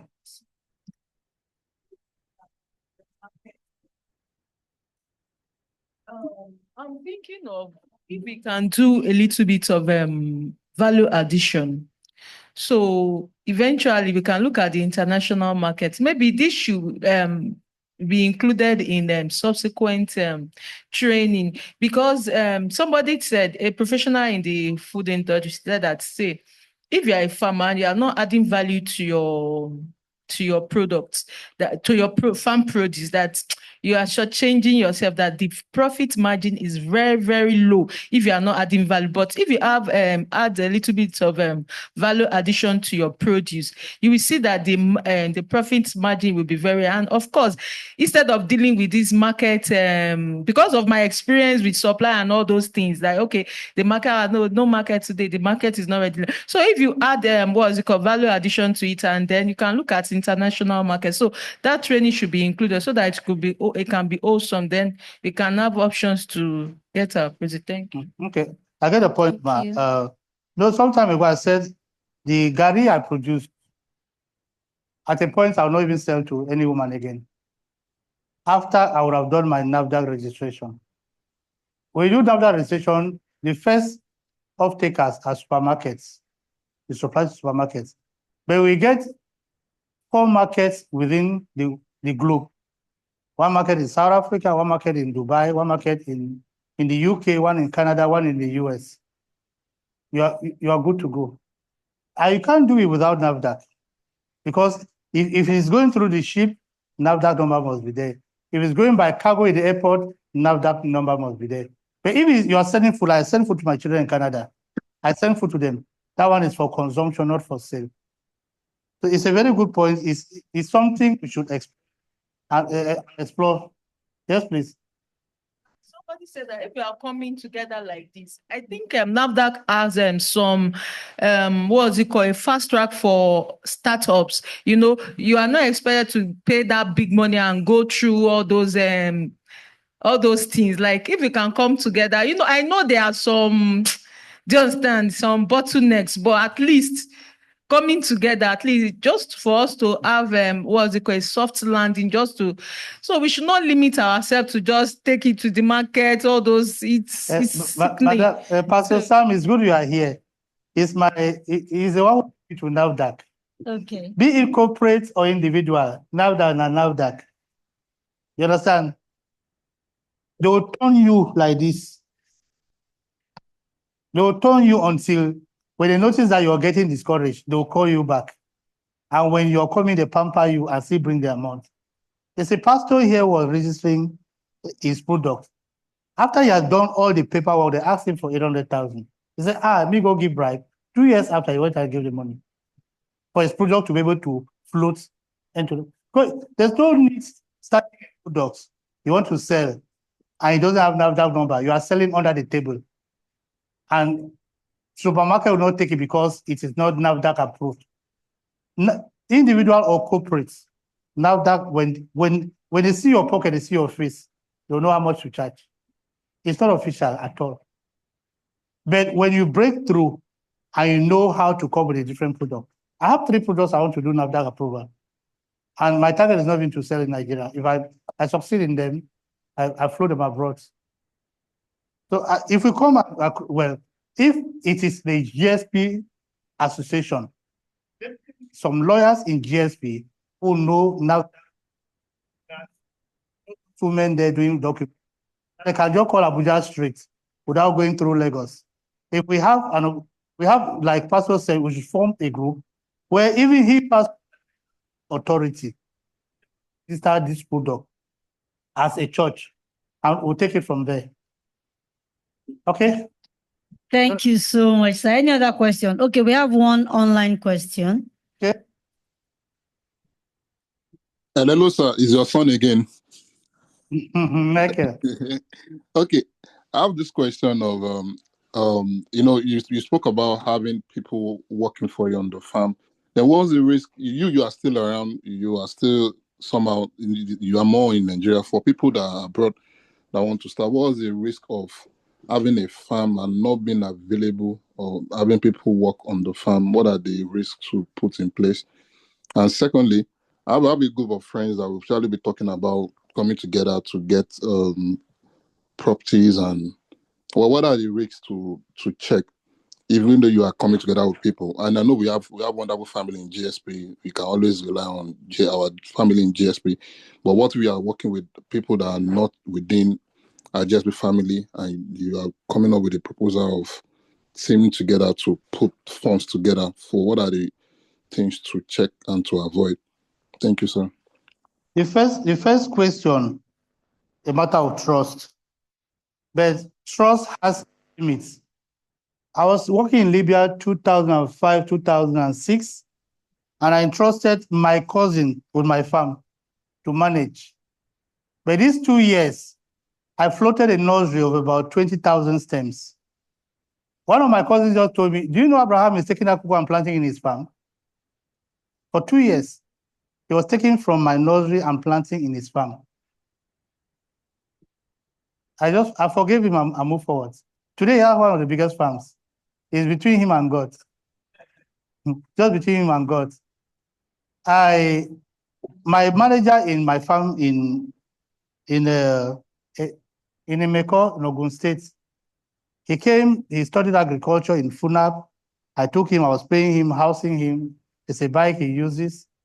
Then one time I went to the farm, one young man I brought from Benue said, Oga, I want to see you. As we're going to harvest plantain, so Oga, this your farm business, they go here. I said, what happened? He said, manager, they carry Ogari go to sell. When I confronted them in the evening, my cousin I brought from Cross River, manager told me, is it not your cousin who is doing it? My cousin said, is it not you doing it? Somebody brought like my spy and my eye. When I pay them salary, they buy cassava. They use my machines, my fuel, process their own gari, and sell in my farm. It gets to the extent that you may be abroad and you give money to your own mother, biological mother, not your auntie adopted, your mother, and the mother will eat the money up front about picking what you go do. Yes. I know cases of boys who came from abroad to come and see the tiling of their house. The mother snapped another person's house, roofing going on. They were drinking, jubilating the roofing. When he came to his own house, they had not placed the lintels. His mother used another person's images and sent to him. He surprised his mother, arrived in Nigeria without informing her. It's heartbreaking. But then sometimes I just do it out of trust. I do it and go ahead. And if you have embarrassed them once, twice, and you threaten them with termination, they'll think about going back and looking for a job. And they'll start sitting up. Even up to now, I consider them all working my farm as necessary evil. Because you can't have the devil you know is better than the angel you don't know. Because you can sack him now. It's like removing a better goalkeeper and bringing back a basket that will come and receive goals. So the people you know, just try to manage them and work with them. Second question, Michael, what was the second question? I think the first one was about getting people. It boils down to the same thing. You can't, if your family person is not there. I know people who are in abroad, they are in Australia, they are in the US, they are in the UK, they are in the United Arab Emirates, whose primaries and secondary school mates are running their projects and doing it better than their own blood brothers. So your blood brother will say, friend of my brother, what's he go do? After he come, he go run, maybe we'll go drink. But their own childhood friends will manage the product, he will come and he will hand over the key to him.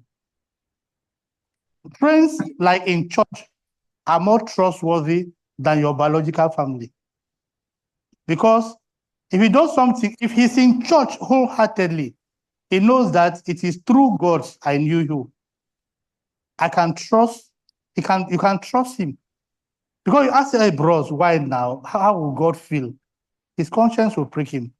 But your brother, I beg, go, Jerry. It's difficult. It's really difficult. I've learned not to give any project to my brother. I've learned the bitter part of it. I'd rather give it to somebody I don't know, whatever he does, because it's like taking a hammer and hitting his own leg, that he will not be able to move into the project.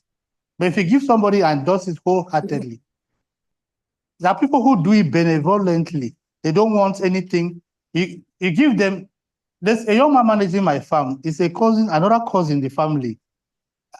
They did some sales and money was left over about 370,000. So I went to the village and said, are they broke? He said, Daddy, there was some money in December. How much is 375,000? I had forgotten about it. This young man went and brought the money in my room. He hid it inside my room and gave me. How will not help that type of person? He does it with the fear of God, even though he's not born again. He's not my biological brother. He's just a cousin's son that's managing my project, doing it better than if I were in the village. Hello? Amen. One more online question. Okay, praise the Lord. Hello. Yes, Can you hear me? Okay, thank you so much, sir.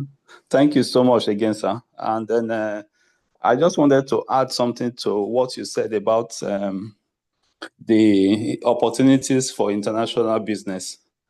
The reality is this: there's a huge opportunity. When you go outside and I will just take for instance Gary. If you buy Gary in the UK market and you buy the Nigerian packed Gary, you are most likely to get something that has very less starch compared to what you have from Ghana. So you see that mostly people who go to the market to buy, to the supermarket, to shops, African shops to buy something like Gary, they would rather buy the one that comes from Ghana. Same goes with things like palm oil. Palm banga soup that is canned. If you see the one from Nigeria, you'll see that the quality is a little bit low and with a lot of shaft and some other blackish things in it. But the one from Ghana may have gone through some quality checks to ensure that all of that is not there. So the opportunity here is for us to come up with products that people can have trust in. And with a market as huge as that that you have overseas, where you have a lot of persons in diaspora who also keep eating meals that are typically that from Africa or back home, you have a huge market. The Tesco distribution center distributes a whole lot of food items. You hardly see anything that is purely African that is distributed there. And the distribution network is so massive that it's a big opportunity. Suppliers keep supplying products every day in very large quantities. Some of them may not be paid in a year's time, but because they supply every day, so the one that you supplied today will be paid you maybe in 12 months' time, but the ones you supplied in 12 months, one day ago, the next day, the payments keeps coming. So it's a continuous stream of income, provided you can be able to fund the cost of keeping that much of inventory, unpaid invoices with a customer like that, you'll be in big business. So the opportunity here is that if we can really come up with products that are of very good quality, then we'll have a huge market. Last time we had a training program, organized by me and some of the members of the GSP Tech Club, but that was on a different platform. And then what an eye-opening opportunity for us is shea butter. Though Nigeria is the largest producer of shea butter in the world, yet the quality of shea butter products on the shelf in most countries, the good qualities come from Ghana. So if we can do something about making sure that whatever we produce here goes through rigorous checks, and we want to be able to stand out, just like our daddy, the speaker, said earlier about your conscience and you. Do you want to do a 3 months or do you want to do a 6 months? Whichever your conscience tells you, you should do. But let's remember that we have a name to protect. and a nation, not name of ourselves alone, but name of a nation, and name of the people who we believe we are as Christians. So if we can do that and have that, build that network and be able to come up with products that are really, really of good quality and hit the international market, I see a very huge opportunity for us to grow. And then the other thing I also want to say is about trust in people. You need to build a network of people who you can really trust. Like I mentioned again too, I will still use that as an example. There are people who I deal with across on very wide expanse, different places. It's about trust. In buying the things I needed to use for my father's funeral, like souvenirs, I bought some towels. Within a period of 3 days, the discussions for the towels had. By the 4th day, the items were in Nigeria, and then they were branded. And then I came in and I picked up the items. So within like 4 days of buying the item in China, the items were in Nigeria. So the people have not seen them, but over time we've done transactions, which is more like maybe drop shipping or whatever you call it, which I do regularly. And then it worked. And then the people who are on ground here are also trustworthy. They've been able to pick it up, done all the branding, and deliver them to the places where I want them to delivered. Imagine that yesterday they were giving me monies, and I never need to count it because I had trusted persons around me who I can just leave it with. And I know I don't need to even second guess whether something else happened. I know them. So again, let us learn to build a network of trusted individuals. And you know how that starts. If you see something that is wrong that somebody has done, you need to speak up and tell the person. You don't need to condone it in any way. If you cannot tell somebody the truth and you call him and the person can't tell you the truth and the person calls you his or her friend, no, that's not a friend. So that's what I just want to leave behind. Thank you.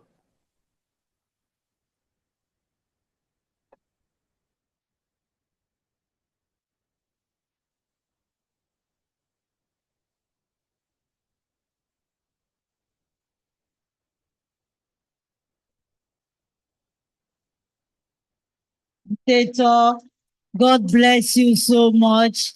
Just like we said from the beginning, yes, we started a bit late, but we cannot put a value to what we have learned today, and we just need to try as much as possible to take a step. It's not enough to learn all of these things and just sit back and say, oh, after all, they were calling millions, I don't have money to put. So please take a step, start from somewhere, start putting down things, start talking to people. We just want to thank you so much, sir. God bless you, sir. Amen. We cannot repay you enough for the knowledge you've shared to us today. And we know that if we have questions, we can always come to you. God bless you so much, sir. I would like to say thank you so much. If we have opportunity of calling you for further programs, we'll reach out to you, sir. And thank you, everybody, for being part of this program. So let's rise up as we honor our facilitator with a huge clap. Let's clap. So let's all say, God bless you, sir. God bless your family, sir. God bless you for impacting us today, sir. And we pray that the seeds that you have sown into our lives today will germinate and we'll look back and say, oh, we actually picked these things from this seminar. So thank you so much, sir. God bless you, sir. And have a wonderful day. Thank you, sir. So thank you, everybody. Please have your seats. Thank you, everybody, for joining this session. We can all see that there is a lot to be learned. Some of us will be thinking, I want to go into farming, but I'm only interested in crops. Some people will be saying, I want to go into farming, but I'm only interested in livestock. But now you realize that you can actually do both of them side by side, because the waste from one product can actually be used on another product. And we ask questions about time. The fact remains you have to create the time for yourself. You have to be determined, and start carving out time gradually from what you're currently doing. So you have to be dedicated, and we've also learned. I can give you. Oh. So we've also learned that you can do so many things. You don't have to do only the planting.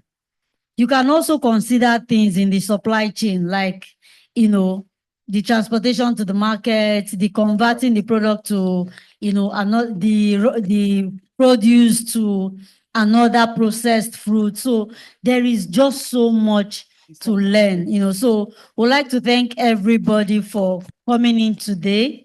And just to also let you know that we've created the Farmers Hub WhatsApp group. We'll be adding some of you there. If you're interested, if you're not interested, you still let us know. Then also we have this message is going to be posted on the GSP Tech Hub YouTube page, so that you can always access it to go back, through the message in case you need to pick one or two things. So thank you, everybody. And also please know that we have the GSP WhatsApp group, the youth WhatsApp group. Feel free to always drop your questions there, and we'll pass it across to whoever can give us feedback on the questions.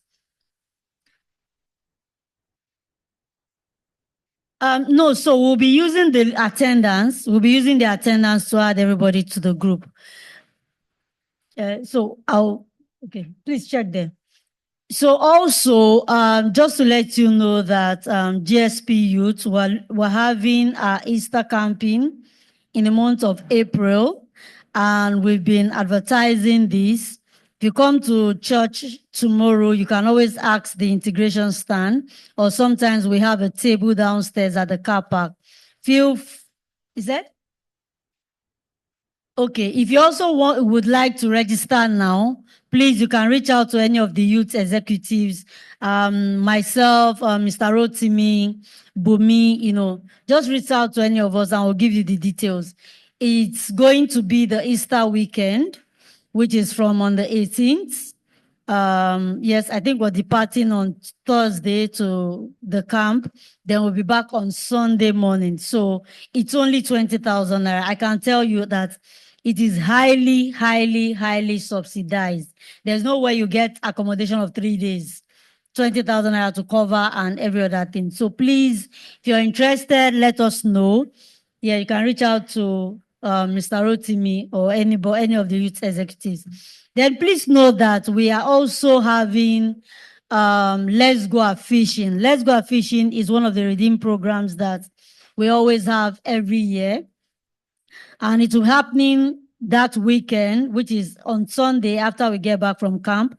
And, more information will be put out for everybody. So thank you, everybody, for coming in today. We can just, let's put our hands together for ourselves, for even the patience of staying till the end. Then let's just share the grace in fellowship. Let's share the grace in fellowship. May the grace of our Lord Jesus Christ, the love of God, and the sweet fellowship of the Holy Spirit be with us now and forevermore. Amen. Surely the Lord's goodness and mercy shall follow us all the days of our lives, and we shall dwell in the house of the Lord forever and ever. Amen. Shalom. And have a wonderful weekend ahead. Thank you, everybody.